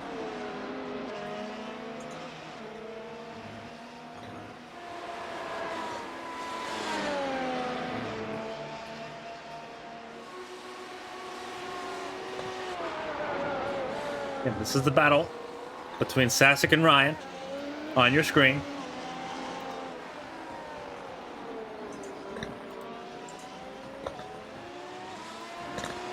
Nine-tenths the gap. Yeah, Christina's not nearly as confident through Sector 3. Yeah, that's costing her. It's the setup for the only passing zone, so. Because she's doing good as the first 2 sectors and she can hold her nerve, but just that 3rd sector is her kryptonite right now, not allowing her to set up and rework to keep going.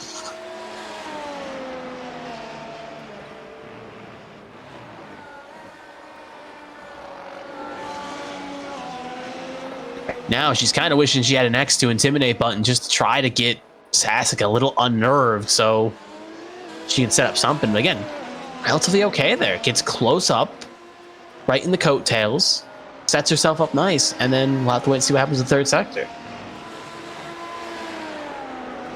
Half a second here, so Christina's gained a lot here. Getting a lot closer there, but can't she hold on to it? This is the corner where she made a mistake last time, coming up. A lot tighter, a lot smoother, but she still lost a 10th.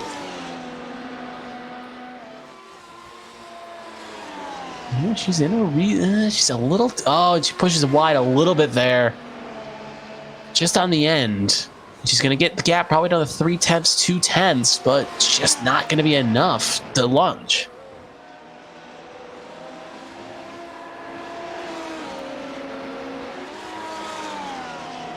Yeah, that's a downforce shot. You see how much wider she had to go through turn 4.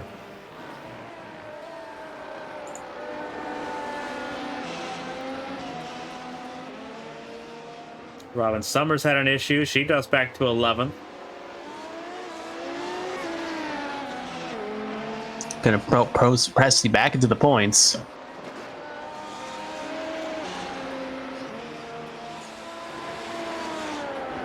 So you're looking for his first points.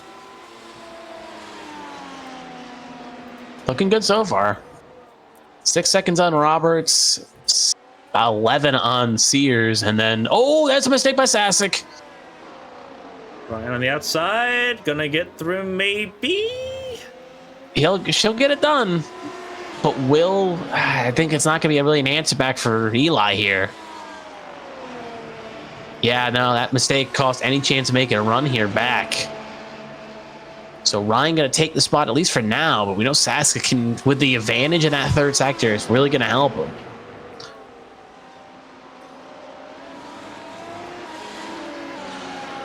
Also going to take a look at this battle a little bit further back between Blaney and Sosier. Sosier mediums, Blaney on softs.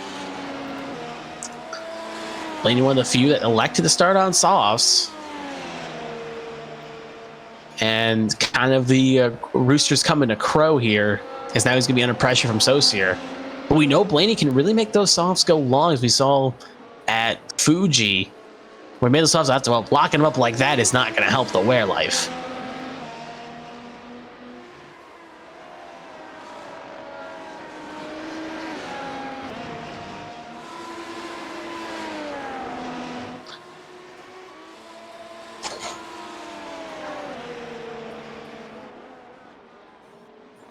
Good close up the Sosier, but just too deep and gonna hurt his exit.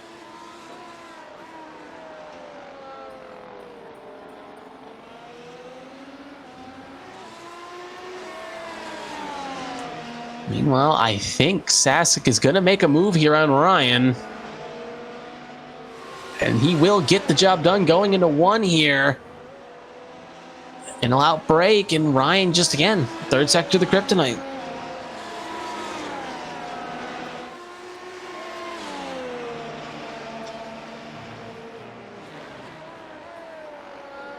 Ryan did all that, kind of waited for Sass to make that mistake, capitalize, and just lost it in one lap. But I think, again, Ryan playing long game here. She knows she can keep up with Sasic, but just needs to find maybe a pit strategy difference and really try to get around. Because if she can get around in a little bit of a distance out of DRS, she can maintain the gap. As for Sasic, try to cover that off would be his best strategy.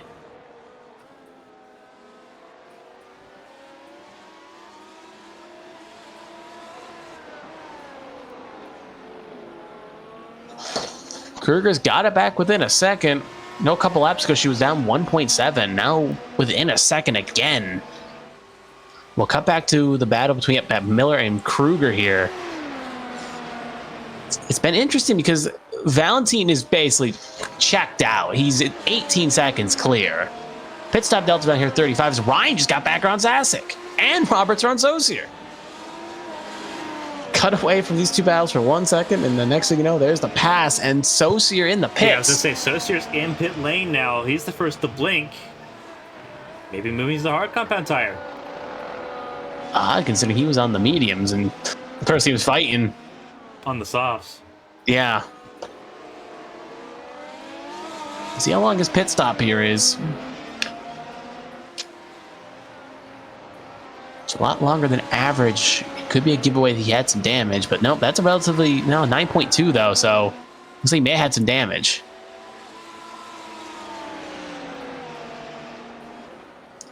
Here comes Eli. Thought about making a move in an unconventional spot. If this was probably the new layout of Catalunya, that may have been a pass opportunity, but old layout, not going to be really to capitalize, but Sasic going to be within well in DRS range here. Going to set up for that last corner easily. Flap going to be open. 3 attempts. You can see Ryan going to go a little bit defensive, try to break the slipstream here. Going to go low. Try to set her line. Going to tell Sask if he wants to make a move. He's going to have to go around the long way, but Ryan going to defend long. Remember, first corner owns the second, out the in, and Sask going to get clear.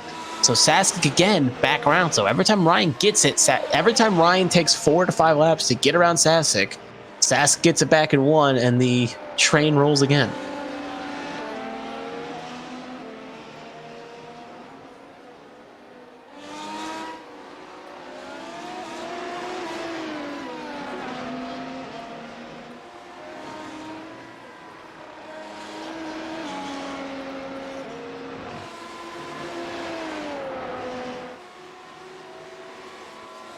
Again, you're not missing anything up front. Valentin is just across the line, pulling well clear of 2 and 3, currently on track. As Valentin is just dialed in. They are coming up to the lap down car of Crouch here. Will give Sasuke a little bit of DRS, but it's not like Ryan's really in a position to capitalize. Oh, well, be probably more D advantage, I guess.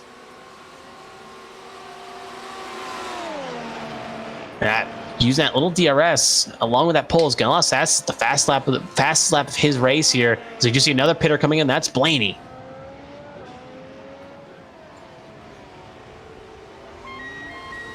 So Blaney second to blink here.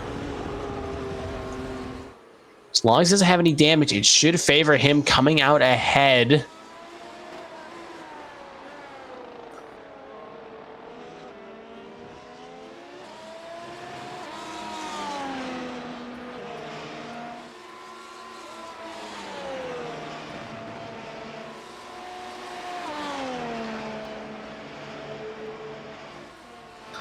There you can see Valentine just sets another 114 lap there. Just dialed in that Gearcats machine. Like you said, one of the hottest free agents on the market right now in the high formula drivers list. And if he can hold on, a lot of teams are probably going to be knocking on the doors to try to sign him.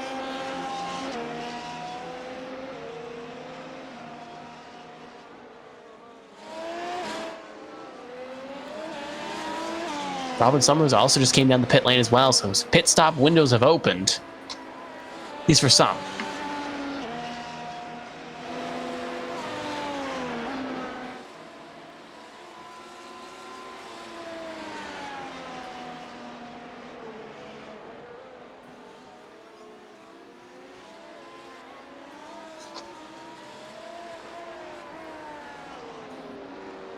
Kruger's really found the long run pace in that machine. Just got it down within 4/10 on Miller. You just saw it just flash red for a second. It's a little bit of an off track, so she's really pushing that Gearcats machine to try to stay close. So he's still riding away here with Valentine.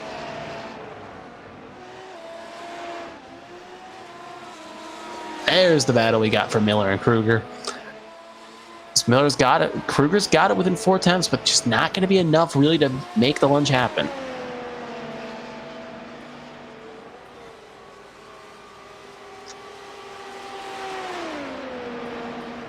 Oh, she's going to go for it. No, she's not going to go for it. Tried to hit him a dummy, and it didn't work. Nope, you're correct.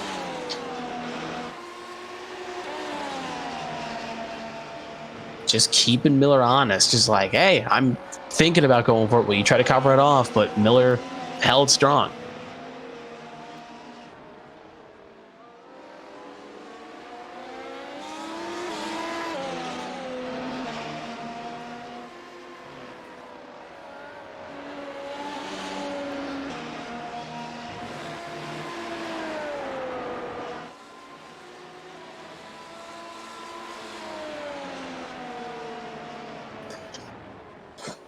Laney sets a personal best on those new tires.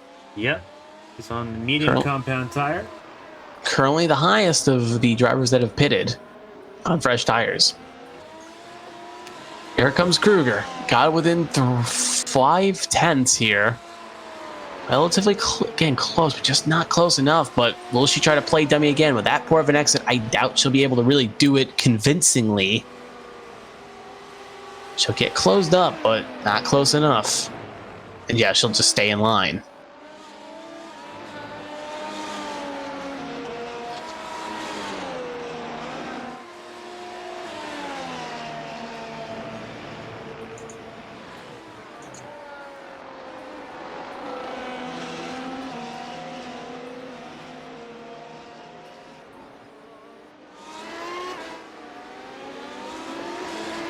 It's almost rhythmic just watching Kruger and Miller just kind of out on track because they're running basically similar lap times, and every time Kruger gains maybe a 10th, Miller just gets it right back.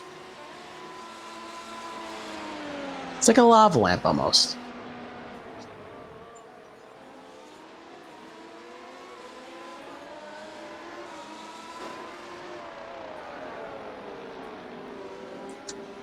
Getting a little deep there by Kruger. Not going to get a good exit in turn, which is not going to set her up well for these next couple corners.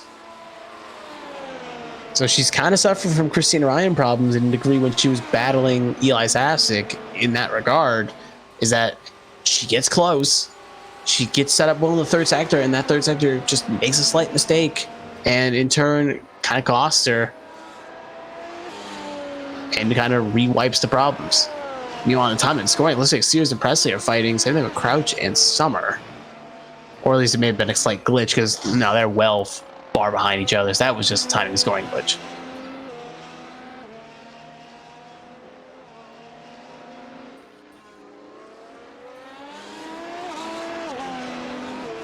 So Kruger made a slight mistake there going through 1 and 2. The gap's now opened up well over to 2 seconds.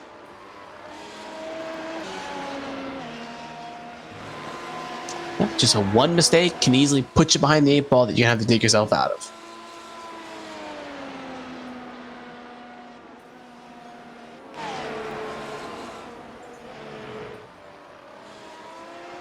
So we'll cut back to Valentine here. Actually, that's not...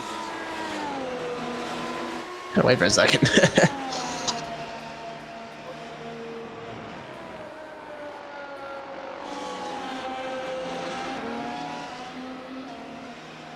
The Gearcat car is coming up to another piece of lap traffic here. That is Valentine. Valentine and Kruger there. Mm-hmm. Gap's now 2.2.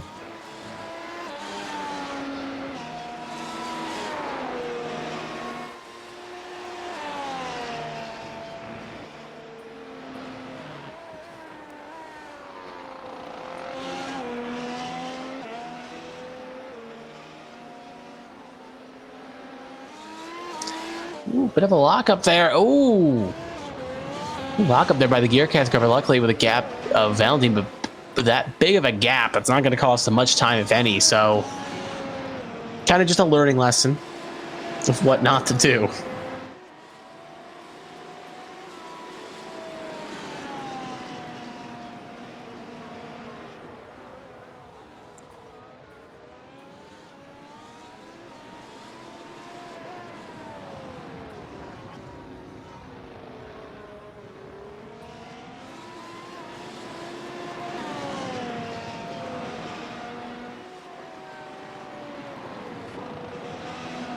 As we do see a pit stop here, Valentine gonna come in. Actually, Kruger, my mistake, coming in. So thinking long term here, she's gonna go for the undercut, try to jump Miller and use the fresher tires to try to get ahead and kind of control the pace, knowing that she lost two seconds. She's got to try something. One of the first major runners in the top 4 to elect a pit. And we'll join Blaney, Saucier, Summers, Ine, and Crouch that have all pitted so far this race.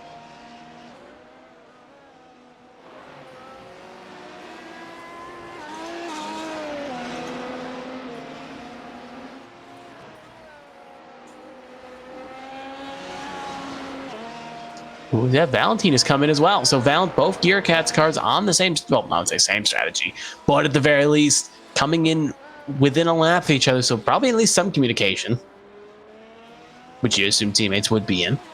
Question is, will Miller try to cover off Kruger here and pit? He will stay on out.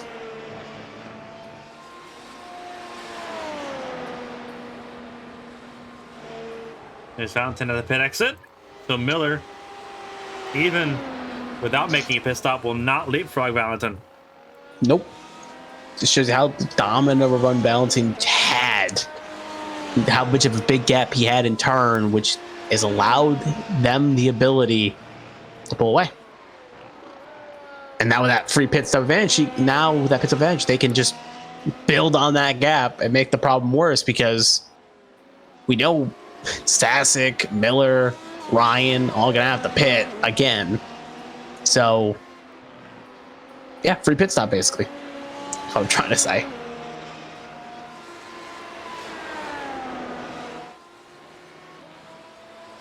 And the fastest in Sector 1 so far.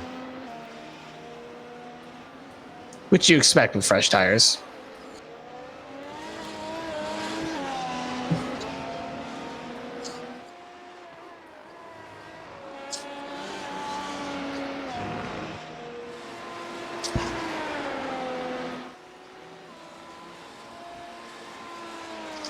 All right, Valentine gonna go for the fast lap chase here, but can Kruger take the lap for her own, at least for the short term?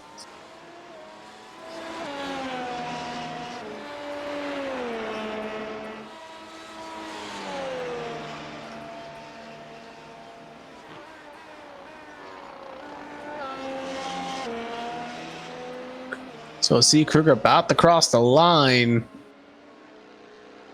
And that's going to be a personal best, but not a session best. It is, yeah, not a race best. It still belongs to Valentin. Yep, and I think Valentin's going to probably improve on that, at least the pace he's currently going.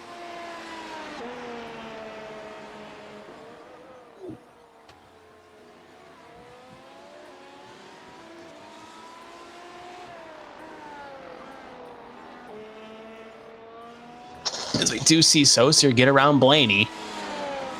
Not by much right now. A bit of a dogfight. Both have pitted, so it's fair game. Valentine does not go fastest either.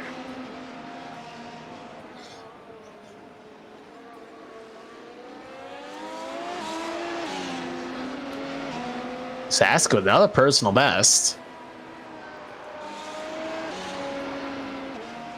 It's going to be interesting because if Sask keeps it on personal best, at the very least, it could be a lot closer. Well, actually, to at least farther away from Ryan, as obviously that's still gaining, but couldn't turn. At least keep the gap manageable when he elects to pit when Kruger comes out. Because right by, I think, Sask was slightly faster, at least by a tenth or two.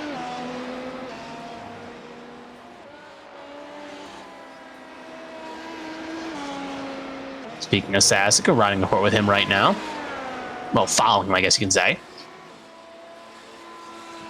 Currently 1.7 behind Miller, and he has cut into that, and 7 clear of Ryan.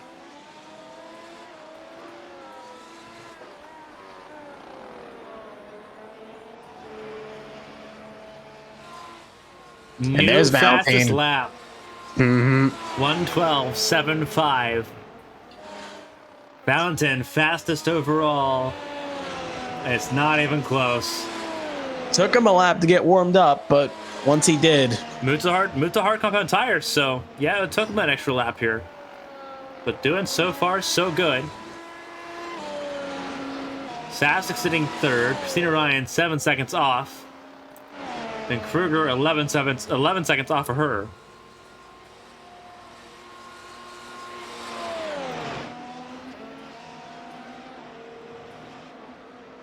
Closest battle now between Miller and Sask. Sask is good at long run. We know that. And Miller is someone that loves to just wait until the very end of the tire life to pit. So when a rock meets a hard place, what comes out on top? Guess we're going to find out in a second, at least to answer that question. Blaney was off track there for a second. Back on track now, but down in 10th. Last car on the lead lap. And in fact, there's Valentin right behind him. Yep.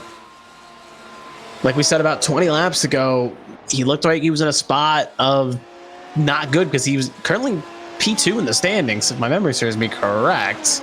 We'll confirm that, yes, he is. And he's going to take a big hit here, being so far down to his main rivals.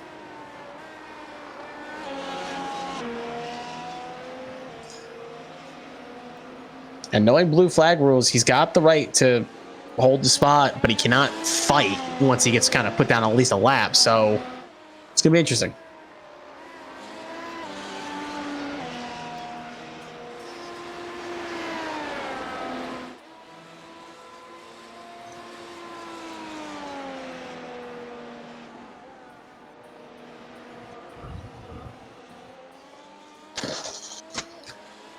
Saucier closing in on Pressy. Again, friends outside the track, teammates in another series, and Saucier gonna get the best of the 94 machine. Make the pass.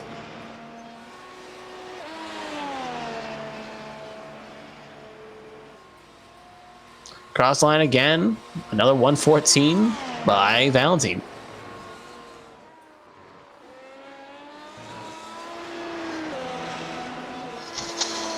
Saskett within half a second here.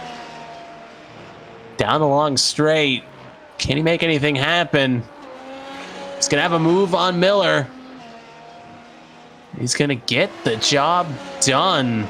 Similar to Ryan, that took that kind of long way around.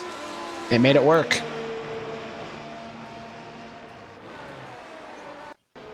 Take a replay here.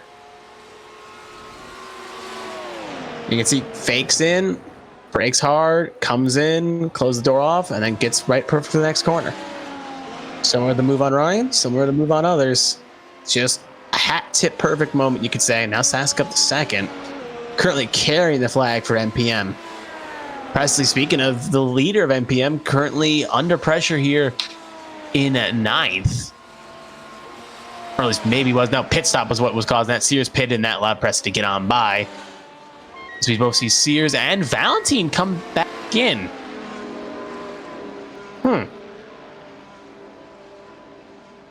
That's a bit of a head scratcher. So in turn, he's going to lose the lead and the pit stop advantage he had. He didn't hit anything because we've been watching him.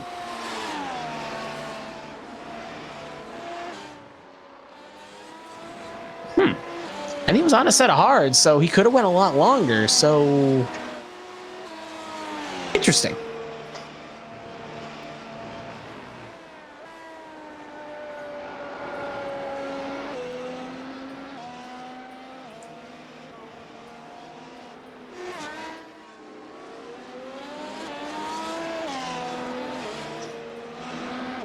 So again, it is worth noting though, regardless, because both Sasek and Miller have to pit regardless, the lead will still go back to Valentine regardless. But very, again, odd pit stop unless Valentine's just going for a challenge here.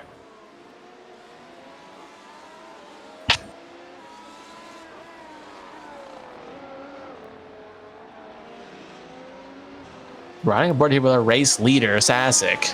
Miller just there in the distance in the background, and Valentine another second behind. Now we'll cut on board here with Valentine, who's 1.7 back and closing. You can see in that interesting helmet design he's got. As you do see a pit stop here, that is Christina Ryan electing to take her first stop of the race, which will allow Kruger to get on around.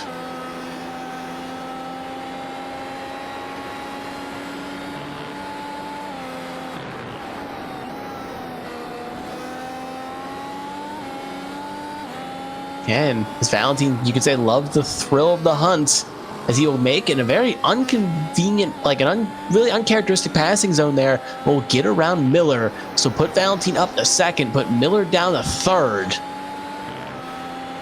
And now Miller's within a second of catching Saucier as, sorry, not Saucier, Sasek, as Saucier just came in. That's what threw my names off there. Saucier takes a stop.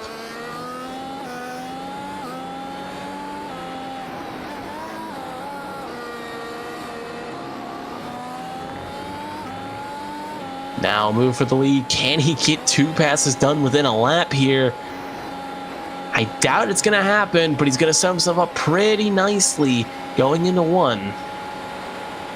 Big slipstream, fast lap of the race, around on the outside, and that set of mediums, and that will be taking the lead. So Valentine, two stops so far in this race, passes the two cars that are still going long in the tooth, going to go long in this race, and will retake the lead as they come up on, I think, lapping, I think that's Sears.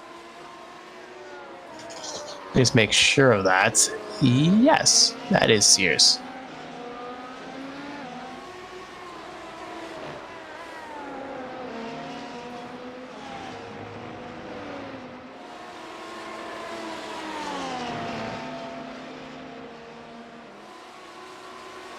Should also be worth noting as well, as we've passed halfway here.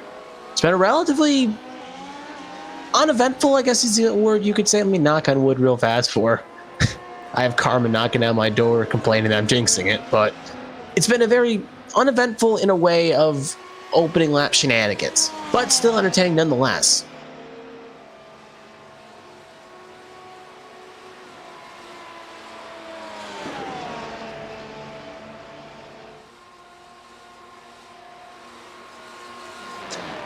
As we're going to see Valentine lap the air machine right there, and that's going to put another car basically on the one lap down here.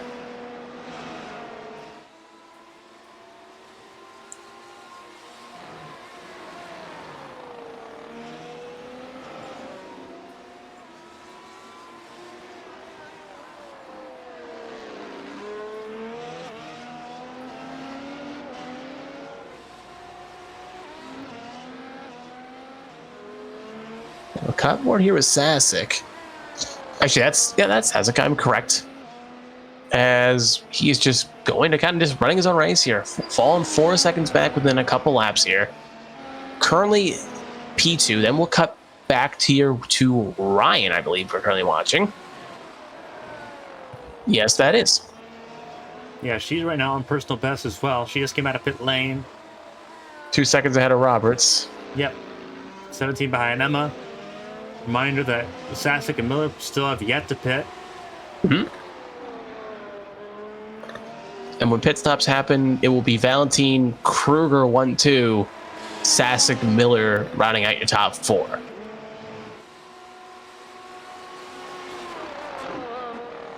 Bearing out there's any mistakes or anything happening.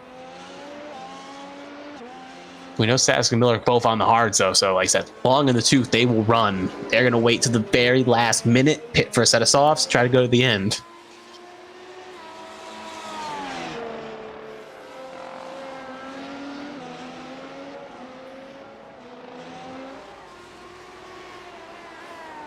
Another personal best for Ryan. Let's watch Sears currently in P9. Again, 2 podiums for Sears. Been running pretty strong, but so far been a bit of a day to forget for him in that car. Ooh, Presley made a mistake there. We just saw him there get passed by Sears. Can he keep it off the wall? He can, but another mistake for that 94 machine. As he will go 1 down as the result. Ooh, we got a pass for the lead as Valentine in the pits again.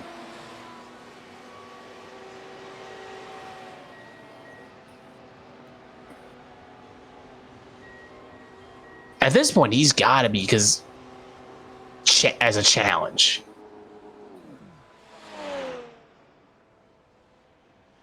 Your guess is as good as mine on that one. Because there's no reason to make these pit stops, so he's got to be good. Because the stops are quick, as you'll see, he's in and out. Yeah, 5-second pit stop.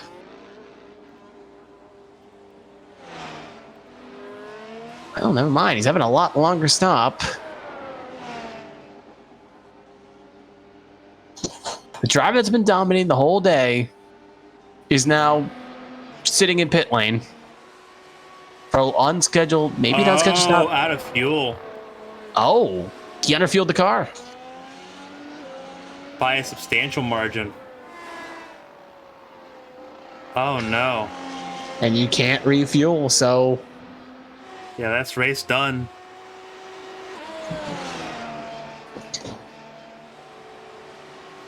Yikes.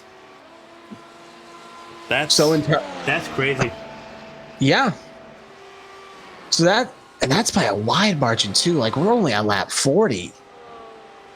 Mm-hmm. Which makes me wonder, assuming that maybe Kruger, and maybe there's any other problems with Kruger as well, because in theory, if one Gear Cat's car is having underfueled it, maybe there's a chance the other one did. Doubtful, because I don't probably think they're both on the same setup, so I think that could be.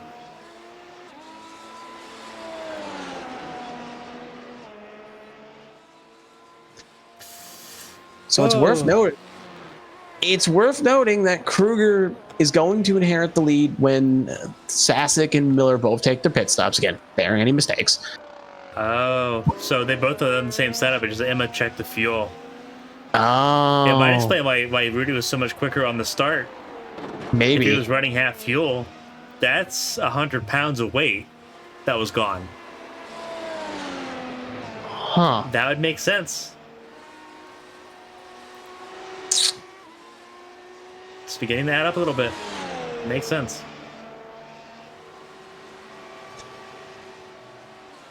So kind of in a twist of fate, I don't think he's going to. He ran for the fastest lap to get the extra point, knowing he wasn't going to finish. Fair. Because he said a 1:11.9 on a race setup. That's going to be difficult. And just to make sure this is not, I want to make sure, if regardless where you finish, you get the bonus point, correct? Correct. Okay, so it's not F1 rules. Okay. So yeah, that point is his unless someone can beat it. This makes the battle between Sasek and Miller even more important. Correct.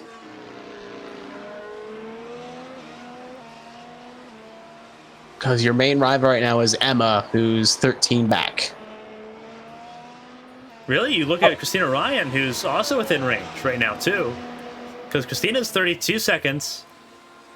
Pit stop window. It's almost within range now, yeah. Because she is running faster than Sasek and Miller right now. Correct. So she actually, she can close it down. Yeah, she can close that gap down a little bit. Obviously, Pressy behind her, not on the lead lap. But she can close that gap down and be a nuisance for them as well. A bit of a roadblock. Absolutely. She's battling for a third podium of the season. Mm-hmm. But it's falling right into the lap of Emma Kruger, who sits 19 seconds clear of Ryan right now. So... It's also worth noting as well, Miller and Sasek are so close in the points. Again, any position matters in turn, even though I'm not thinking points, but just worth noting as well. Comes late in the season.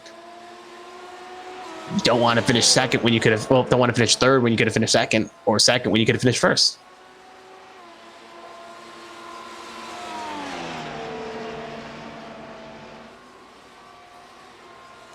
Here's Ryan under. Something I want to kind of point out here. Emma Kruger needs to be careful. She's approaching an instant point limit.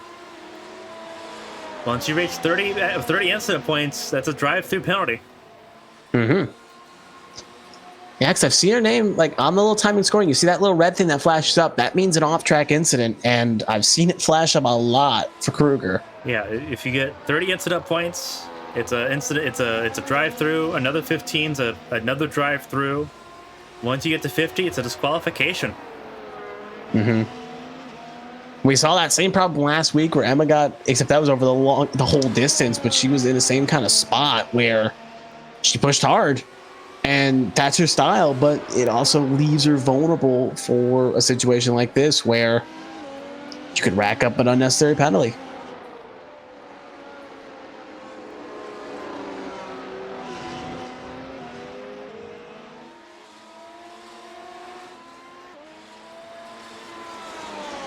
Here she is right now sitting in third. Mm-hmm. And again, she doesn't push too hard right now because she's well in the distance to leapfrog both Sasek and Miller, but at the same time, closer she gets, more gaps she'll have that the fresh tires of Sasek and Miller will have to close. Sasek will be the last one to pit. He's on the hards, and he can go from hard to soft. Miller's on medium, so he can either go soft or hards, but if depending on how far he gets, he may as well just switch to softs if he can activate them. Yeah. Ben Roberts also is not yet pit. He's on the hards as well. Still a lot of tumbling yet to do. Robin Summer off track, trying to rejoin here. Mm-hmm. Needs to be careful. Dirty tires there on the front straightaway. Gets a point in the right direction. Still 10th place. With Valentin out, without running out of fuel. And Saucier and both out. As long as she makes it the 85%, that's going to be a point for her name. Yep. So right now where she needs to be to score a point. It was a disappointing race at Montreal. At some point, just getting points is the end game. Just racking points. Ryan, another personal best. Yep. 14.9 compared to Eli Sasek's 15.4. Gap is a closing. And it also, it looks like Miller is closing in. Actually, no, he's actually losing time to Sasek. Oh, that was a car spun. That was Jason Blaney. Oh, he's still on the line. He'll get it out of the way before anyone really gets to him. Next pressure is going to be Kruger too, so I don't think it crossed Kruger any time because she was a little bit enough far Correct. back. She didn't have to react to him. No. Mm-hmm.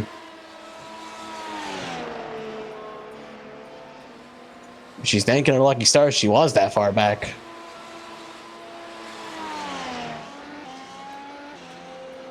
Back to Ryan in fourth.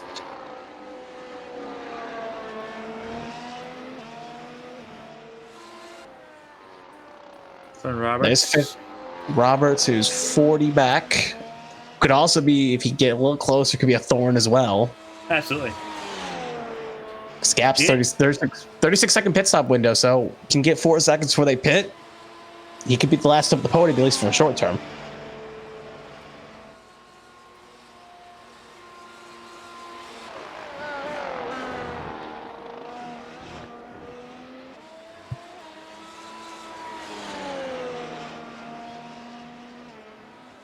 Oh, another off track by Kruger.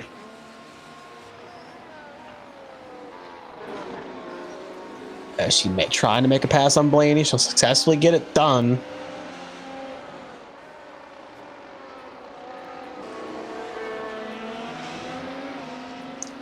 But a personal best by Sasek.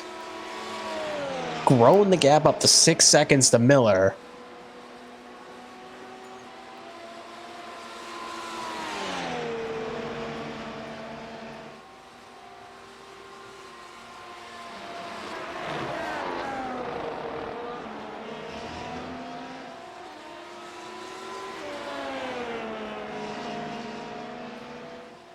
Another off track by Kruger, and she must have cost her a little time there too.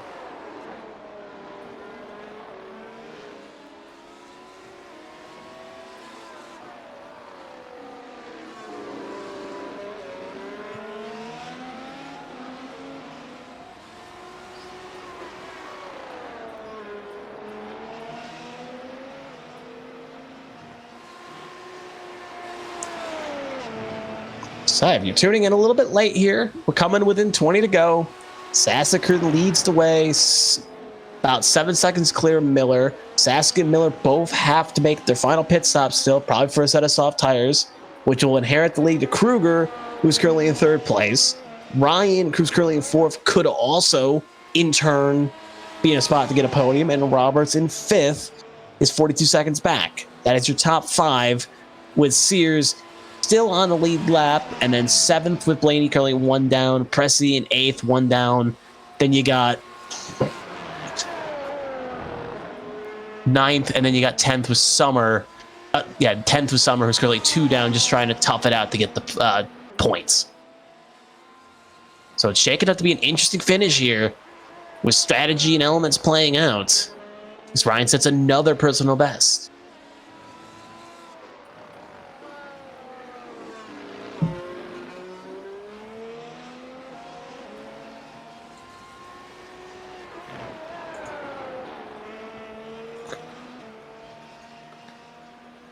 Right now, the biggest issue is that for Ryan, if she wants to try to leapfrog Sasek, her and Sasek are trading lap times at the moment. Mm-hmm. Like, there's not a consistent, like, hey, Christina's faster, Eli's faster. They're trading lap times, and that makes it difficult. It genuinely makes it extremely difficult, as actually Ryan and Sears ran the exact same lap time. So, Sears has some pace now as well as he tries to stay on the lead lap. Yeah, it reminds me, again, we saw in the early laps of Sasek and Ryan fighting. They were running basically similar lap times, and Ryan was faster in the first couple sectors, and Sasek would pull away in the third.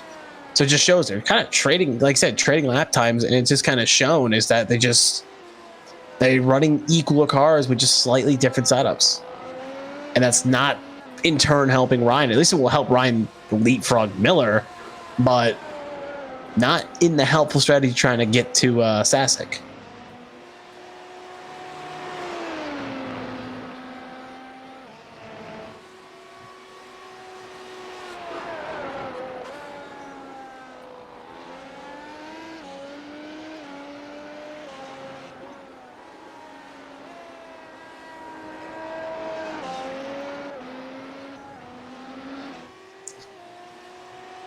As we still run right here with Tom Sears, who again just currently still on the lead. Actually, no, he's not. No, he is on the lead. I'm sorry. Not for much. Well, that's a personal best, but it is getting caught slowly by Sasuke. You see Sasuke just in the back there. But we'll at least stand the lead lap when Sasuke has to make his pit stop. So if he does get past, they'll get it back.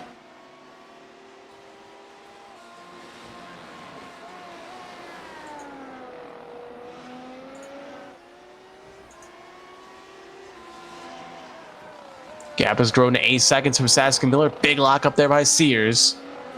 It's been a corner. That corner has really locked up a lot of tires. And it's flat spot a lot of them as well.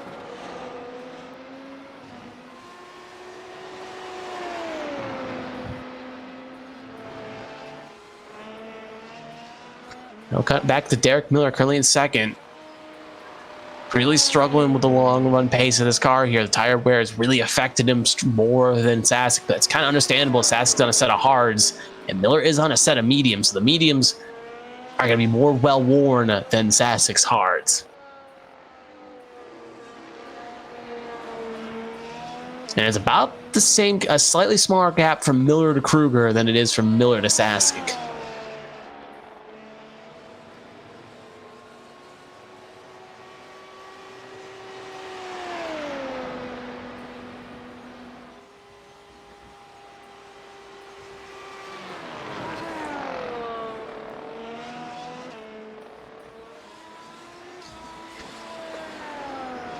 Yeah, we're just playing the waiting game here.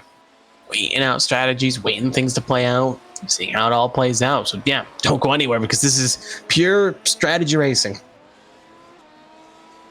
Someone's strategy is going to work out, and whoever's it is going to go to victory lane.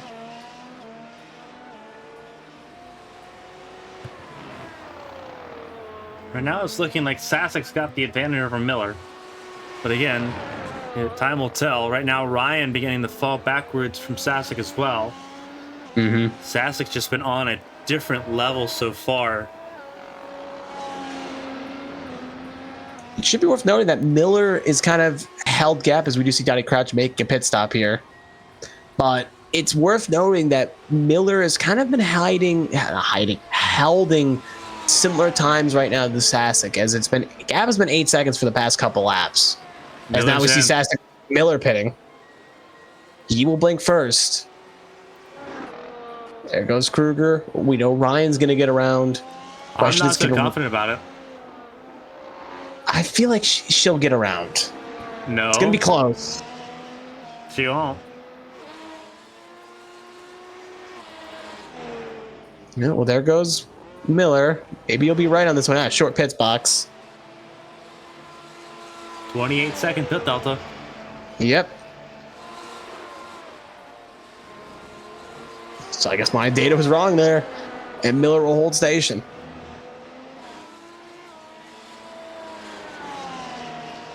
The gap will be 2 seconds. Miller's on the softs as well. Yeah, so it's going to pull. That's what we thought it was going to be. 17 laps to go. Ooh, lock up there for the car ahead.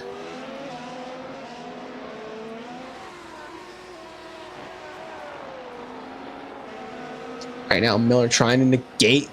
Oh, now we see Sasuke coming. I was going to say trying to negate the time that he had lost to Sasuke, but now Sasuke's going to get in to cover it. So Kruger's going to take the lead.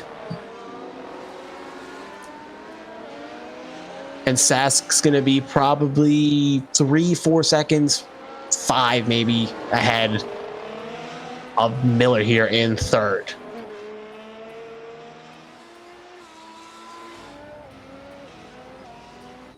Yeah, Miller spent a lot of time behind the lap car. Blaney's also just came back in, maybe for a fast lap chase.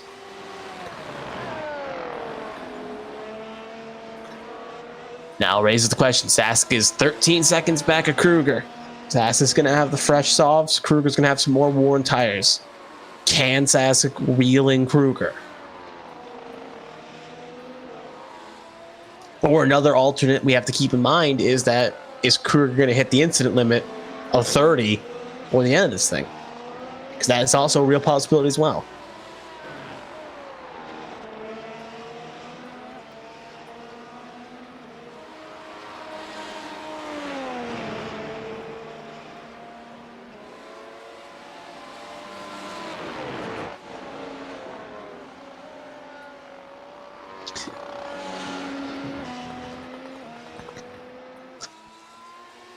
right now. Again, Sassek's, this is warm-up lap, so this is not going to be a true indicator what he's got in that car. That next lap will really tell us what that 9 machine has in the hunt to try to chase down Kruger. Personal best for Miller, but not a green, because obviously Valentine currently has the fast lap, and that was a 1:11.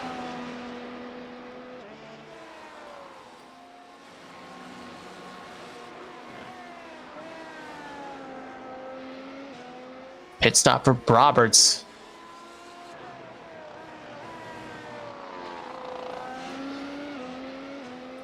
He was the last one that needed to make a pit stop. So Correct. So everyone's made their mandatory pit stop. As long as they make it 5 laps in their set of tires, they'll be good.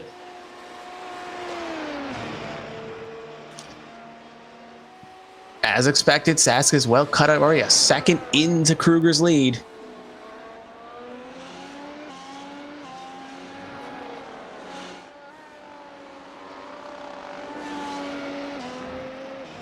Doesn't have to gain a second a lap because he's got more than enough laps, but the fall off those tires are going to be pretty strong near the end of the run. So he's got to, it's a weird thing. He's got to push hard on those tires. He crossed the line here. Does he? He's got to have a green a personal best, but not a session best.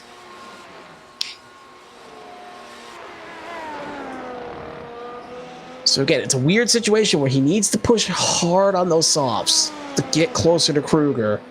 But on the flip of the coin, not push so hard that he burns them out and is unable to catch.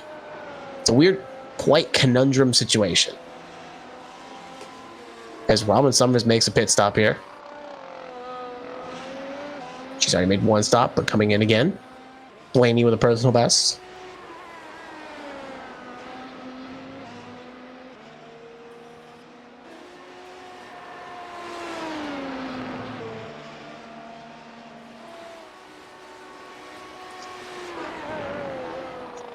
Honestly, I would not be quite shocked if Sask gets it down within under, well, I was going to say under 10 seconds, but I think that's not going to happen. It's going to be close, though. Across the line, Kruger did a 1:14.695.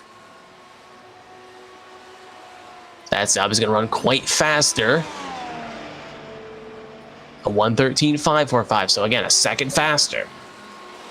That's the pace Sasek needs to hit, but like I said, tires need to go the rest of the race. Another personal best for Ryan. And now Sasek's going to have some lap down lap down vehicle ahead here that he's going to have to navigate.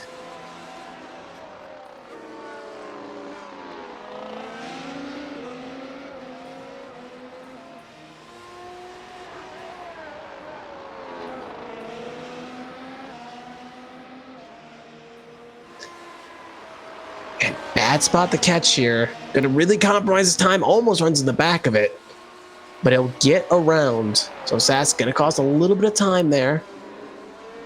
Gonna grow the gap, but has to put that in the back of his mind.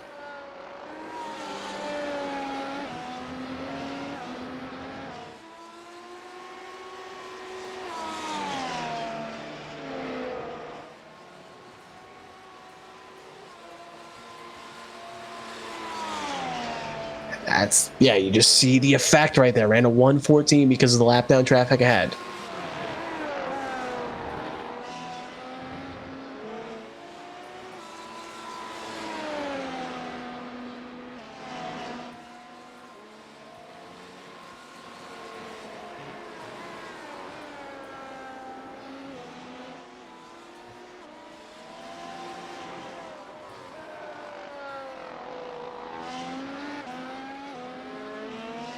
Gap under 10 seconds.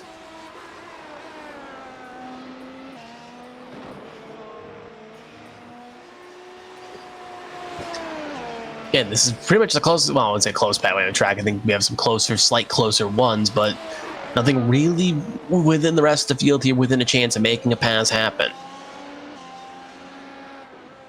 Roberts with the personal best as well, but well behind Ryan for 4th. 1:14.9 for Kruger that time by. Here comes Sasek. Got it within the 8 bracket. Across the line, 1:13.1. Second faster. It's that 1 lap behind the lap down vehicle really affected him. Basically took 1 less lap off the count list. As we're at 11 to go.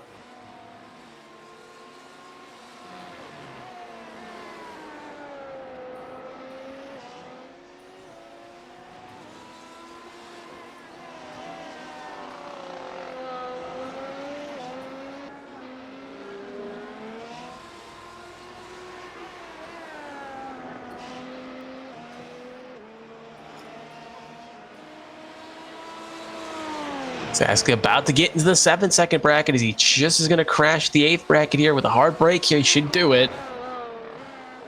Well, never mind. Still holding 8.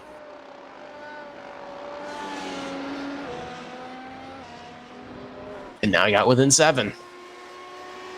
Keep an eye on the lap times this time by Kruger, 1:14.794. Sask obviously going to be a little bit faster. But I don't think by much. 1:13.906. So not a second faster, only 8 tenths faster, but still a gain. But it's hovering around 8 right now.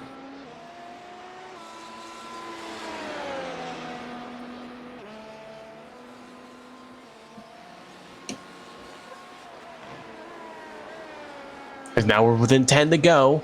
Quick little update with 10 to go here. Kruger leads the way. Sasek 7.6 back. Miller in 3rd position, about 9 seconds back. Then we got Ryan, who's about 5-6 back on Miller. Then you got Roberts, who's pretty far back from 4th position, currently in 5th. Sears in 6th. Presley in 7th, first 1 lap down. Blaney in 8th. Crouch in 9th, 2 down. And Summer rounding out your top 10 of your runners. Currently 2 down with Valentine, Saucier, and Line all out of this race is Robertson's personal best.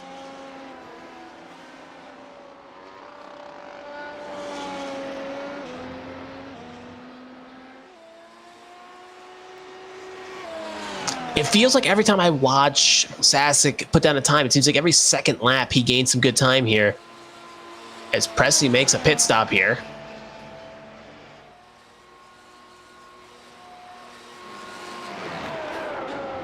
Got it under 7 seconds.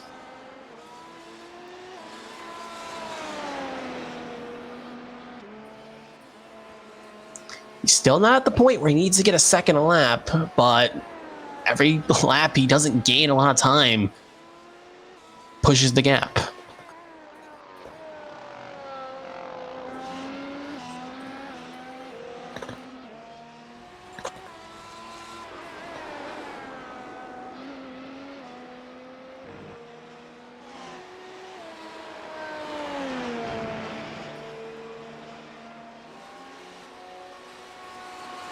And he seems almost on rails.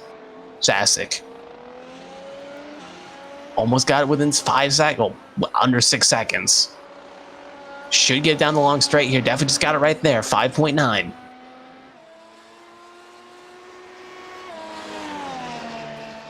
He is coming, but will he run out of laps before he gets there?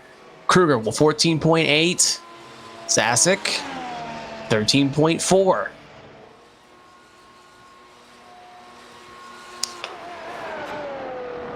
This curve, right? He will get to Kruger, but getting to the person is one thing. Passing is another.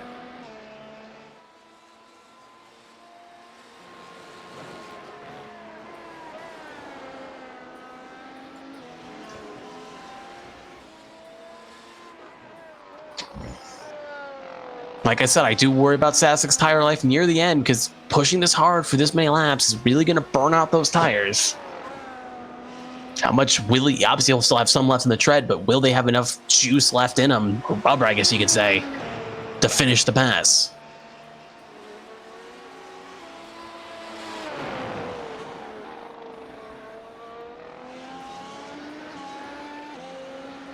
Looks like it's going to be another second gain by Sasek.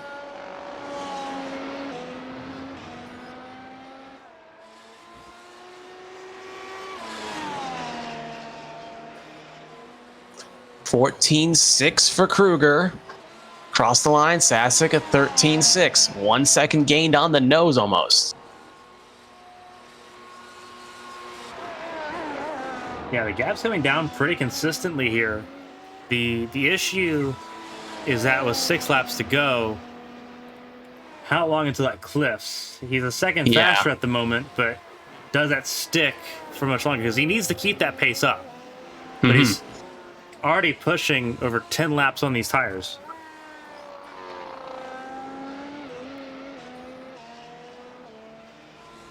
Yeah, this lap doesn't look like he's made much inroads. Crouch in for presumably a fast lap chase. At this point, he was almost clicking down to a 4 point. Like last lap, he was in the 5s going to the 4s. Now he's kind of hovering on a 4.7, which was when he crossed the line. So I think the cliff may have hit. He's basically just lost a lap here.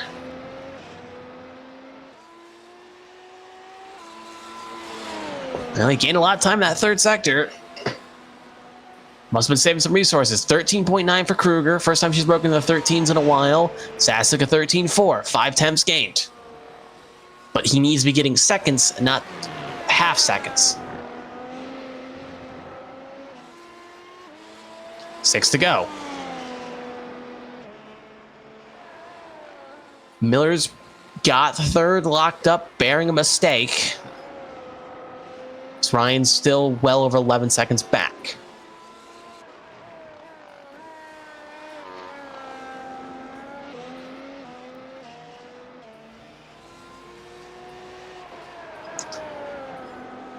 Got it under the 4 seconds there for a second. Now it's hovering.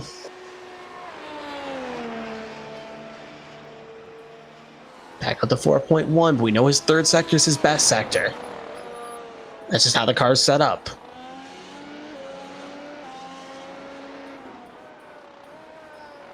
Should probably get down to 3.7, 3.6 when he crosses the line.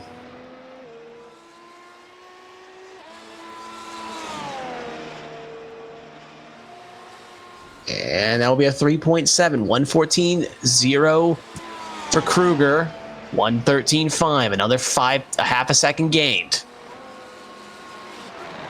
But that rate, he would run out of laps. 5 to go. Yeah. He's running out of time, unfortunately.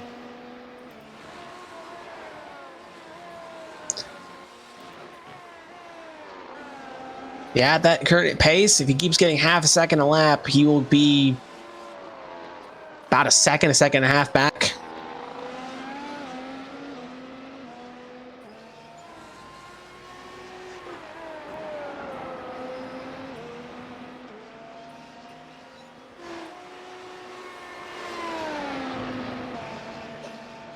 Yeah, this lap, he's really not made much inroads.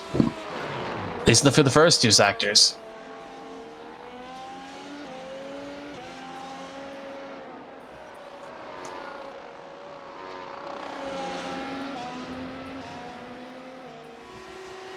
So that's the car ahead that he's going to catch is not even Kruger. That's a lap down vehicle.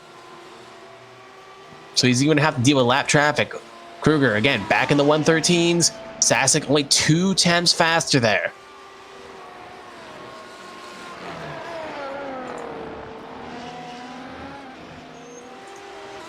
Four to go.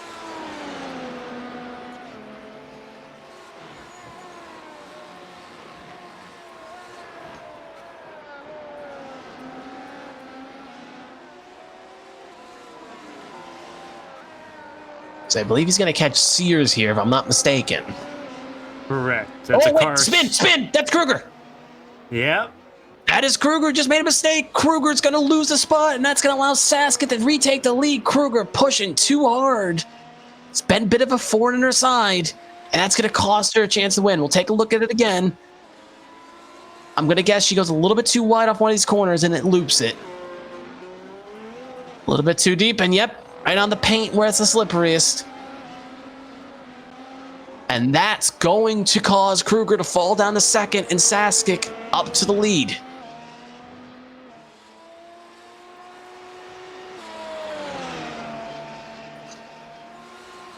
Kruger going to be kind of wondering what happened here if she can't get it back. 3 to go. Still anything can happen. That's why you never give up in racing till you hit the end of the distance.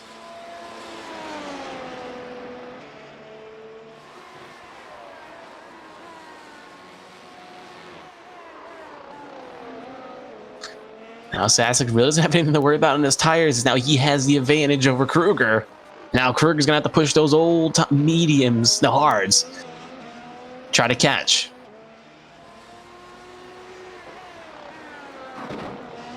Yeah, I don't think it's going to happen. Yeah, I don't think it's going to happen either.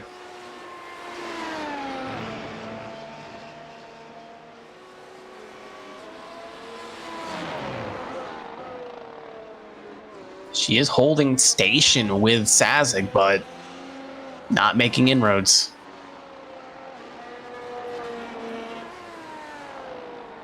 We cut the Ryan here. Ryan currently in fourth. Gonna need basically a mistake by Miller to have any chance to get a podium here. So we just hit 2 to go. Sasek front of the field. Smooth sailing. No one ahead.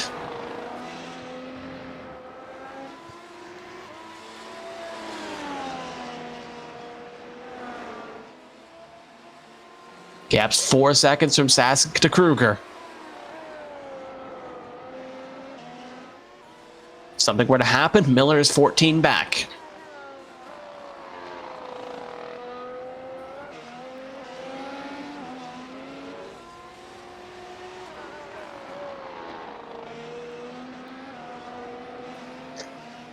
Relatively safe accession there. Did allow, again, it looks like Sasek's taking it a bit conservative here. Doesn't want to make the same mistake that happened with Kruger, as Kruger is cutting in a little bit. He's got well over 7/10 this lap alone.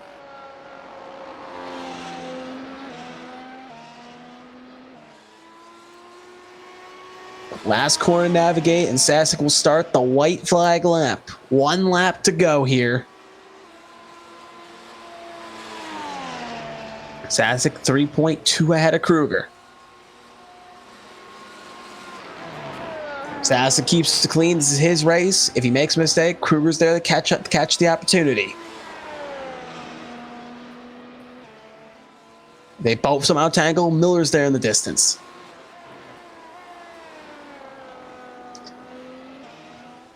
Relatively safe first sector by Sasek. No mistakes. Kruger just got another 3 seconds.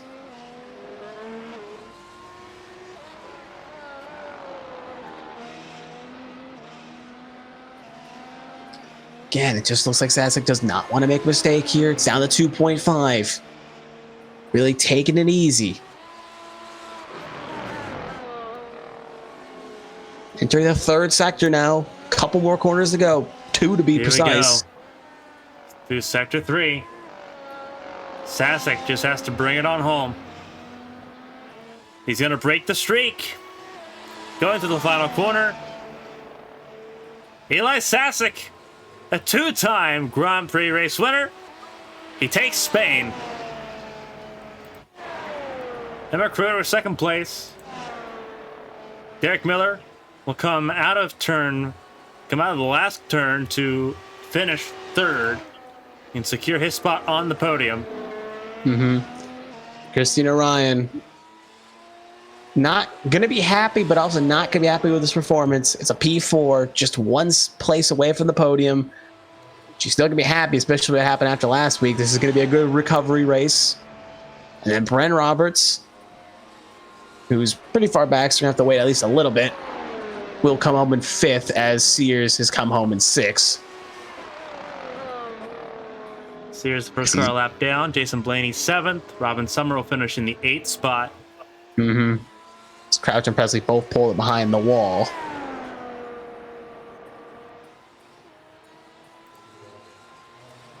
Here comes Robin Summers across the line. Now we're just waiting on Bren Roberts to finish this thing.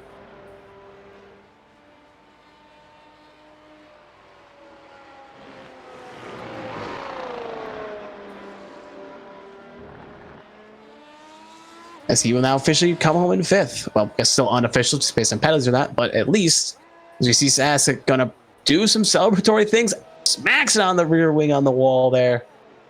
Don't you see this in Formula One cars? Donuts after a win. He doesn't even stay for the podium. Nope. He just bounced.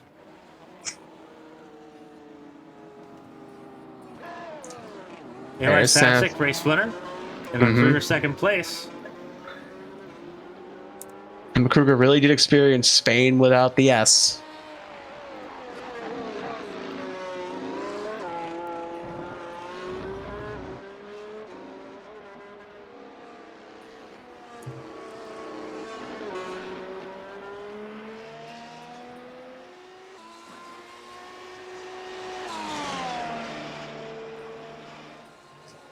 So Kruger gonna come up the lineup, possibly the podium, but realize Sasek's not there. nope, he's gone. So, oh, and there she goes.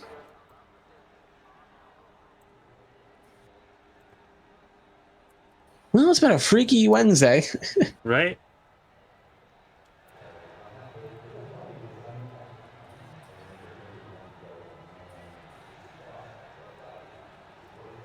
Getting all the points finalized here. Mm-hmm. We'll hear from our podium finishers here in just a second. Yep, so don't go anywhere. We still got top 3 podium. Well, interviews.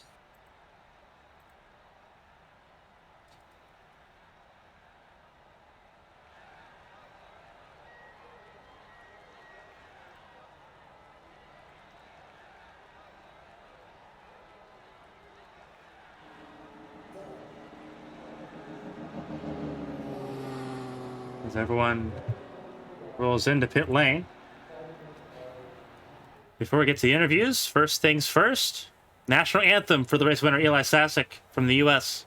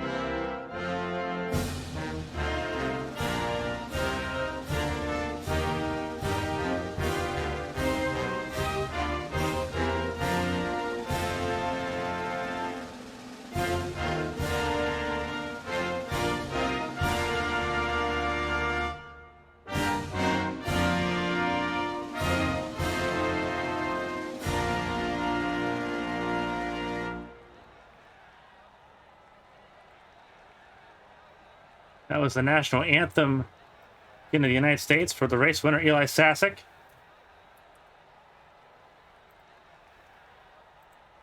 And now we get time for the podium interviews here. As we get ready to go, we'll talk to all 3 of our podium finishers. Drivers, congrats on your podium finish. Derek Miller, 3rd place, Emma Kruger in 2nd, Eli Sasek, the race winner here in Spain. A clean race this time for all 3 of you. A bit of a difference maker compared to what we saw last week in Montreal to end out 2022 for the World Championship. Eli, it was a pretty routine race for you and a little bit fortunate with how the ending played out. How was the race going on your end? Good. I think starting on the hards actually helped me not spin it within the first 5 laps, like race 2 and race 4. So that was good. And from there, I was just trying to keep it on track and gain time. I was gaining time at the end of the stint on the hards, which was kind of surprising. I thought that I would lose a lot, but I ended up gaining a lot. And then I was originally going to switch to mediums, but I was like, if I can make it to 50, I'll just do softs, and I was able to make it to like 51. So I just switched the softs, and I didn't catch as quickly as I would have liked to, but fortunately I didn't have to catch necessarily anymore after the spin, so it is what it is, and I'm very happy with the win. So Obviously, it works out very well for you. Obviously, the bonus points are going to help no matter what you look at here. You look at the way the points sit now. Obviously, Emma still leads the World Championship, but now you're within 2. Going into obviously the winter break. Obviously, we come back with Silverstone. How does it feel? Ending off 2022 with a win, and how does that give you momentum going into a set of what will be really complicated races going forward with Silverstone and Magny-Cours, the 2 races on the other side of the new year? I think Catalunya was actually what I consider my worst track on the schedule, and the one I'm the least confident in. It's a big boost. I'm not necessarily confident in Silverstone, but I at least know the track. I've raced it a lot, and Magny-Cours, I can't say if I'm confident in it or not because I haven't run it as much in these. So I'm looking at least forward to those races because I think they'll be entertaining, especially Magny-Cours because it's quite a new track that I don't think anybody has gotten much time on. So hopefully I do well in those races and get podiums there as well. Emma, obviously, this is you kick yourself a little bit on this one. It's going to be the one that got away. Pole position for the second week in a row, and it looked like it was setting up to be pretty dominant fashion for you. Kind of just walk us through your race and what happened at the end. Yeah, I don't even know what to say, to be honest. I did the first stint was really rough. I couldn't really follow Derek in the dirty air.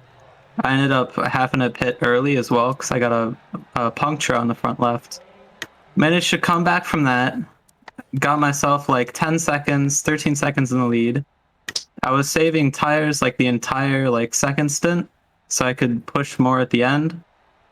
And then the spin happened. I know exactly what went wrong. It's just too little, too late. So yeah, I'm really disappointed. I'm really just disappointed in myself mostly. I even ruined Rudy's race because I gave him a setup with the wrong fuel. So yeah, I ruined both of our races today. I think this is definitely, as a team owner, this is the worst performance I've probably ever done. Just throwing away points, throwing away good results. I'm just really, really mad at myself right now.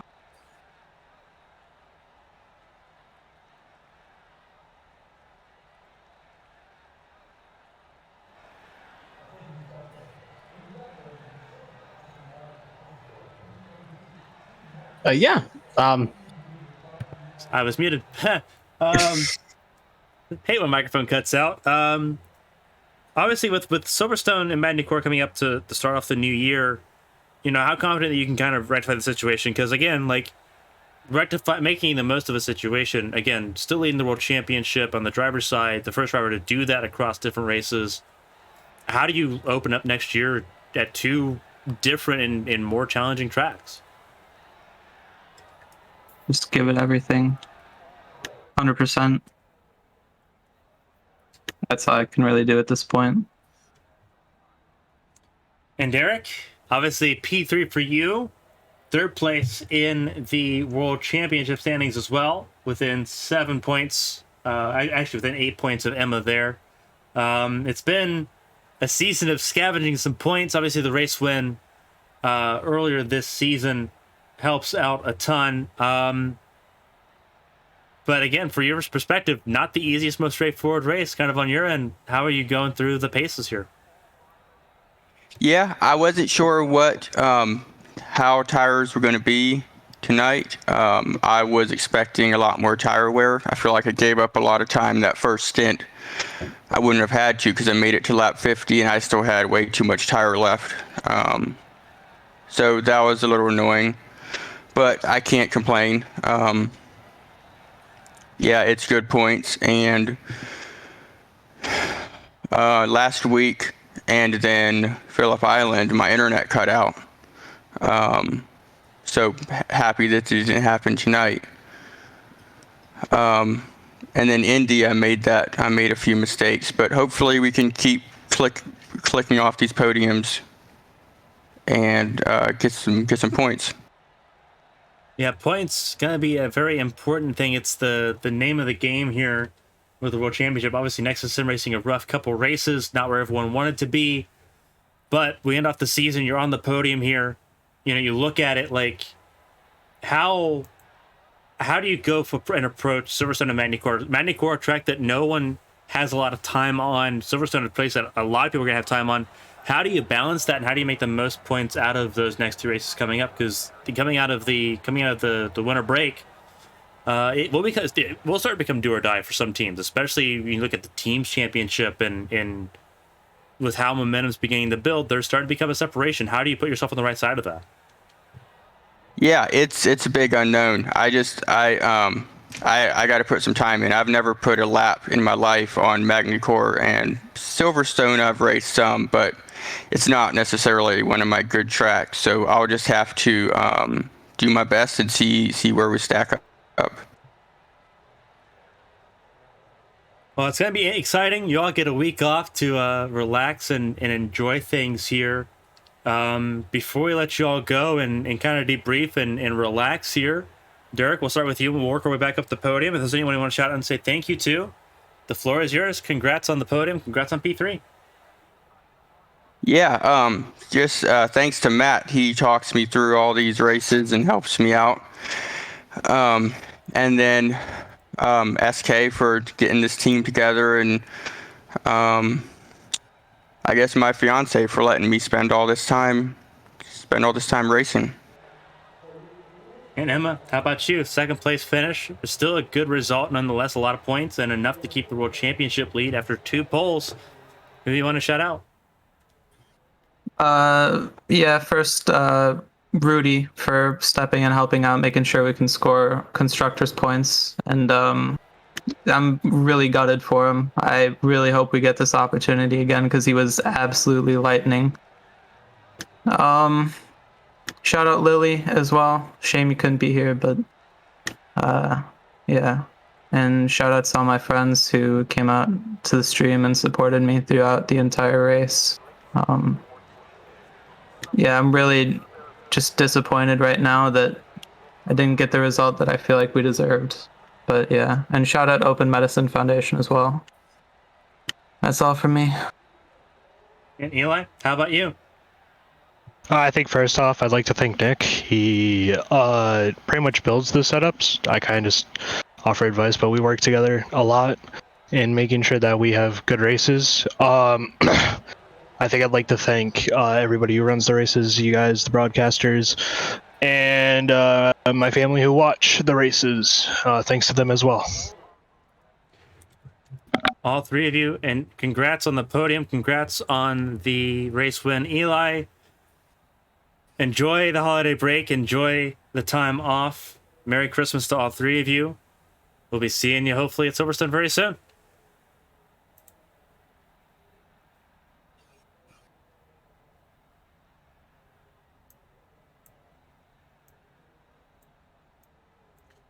Alrighty. That is going to do it for the podium interviews here. Obviously, we have some race results to break down still. Here's what everything looks like after the 5th of 16 races for the World Championship. Eli Sasek, the race winner, over Emma Kruger, Derek Miller rounding out the podium. We heard all 3 of them. Christina Ryan, 4th place for her. Decent, solid points for her going into the holiday break. Bren Roberts 5th, another really good solid effort for him. Only effort for 1MA Racing tonight, and it was solid points. Last car on the lead lap ahead of Tom Sears, Jason Blaney, Robin Summer, the last of those that saw the checkered flag. Donnie Crouch, Nick Pressey occupy the last 2 points paying spots ahead of Rudy Valentin, Bryce Saucier, and Nathan Line, rounding out the 13 that took part in tonight's event. World Championship. It does change as we see the updated point standings. Emma holds on to the championship lead by 2 points over Eli Sasek. Derek Miller stays in third, 8 points adrift. Still very much in the hunt and in the conversation. Jason Blaney down 2 spots, 51 points for him. Ben Robertson fifth. Christina Ryan up a spot, 42 points for her on the season so far, ahead of Tom Sears. Leslie Jeanette, Nick Pressey, Rob Collier, they stay where they were at the beginning of tonight's race.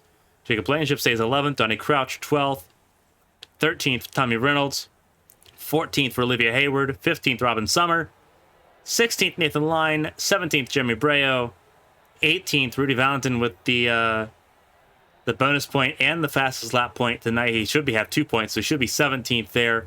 Bryce Saucier in 19th, Judith Cooper in 20th, and a couple more cars that have not yet scored points in this championship campaign. James Pierce and Lily Pelletier Sharp, after her penalty from Montreal, sitting at -4. That's going to do it from us here in Barcelona. We appreciate you all tuning in to the Spanish Grand Prix. Again, no Hyper Formula action next week. We have the week off. We join you again for Hyper Formula competition from the new year in Silverstone for the British Grand Prix. Next Monday night is our next broadcast after Christmas, December 26th, 8 p.m.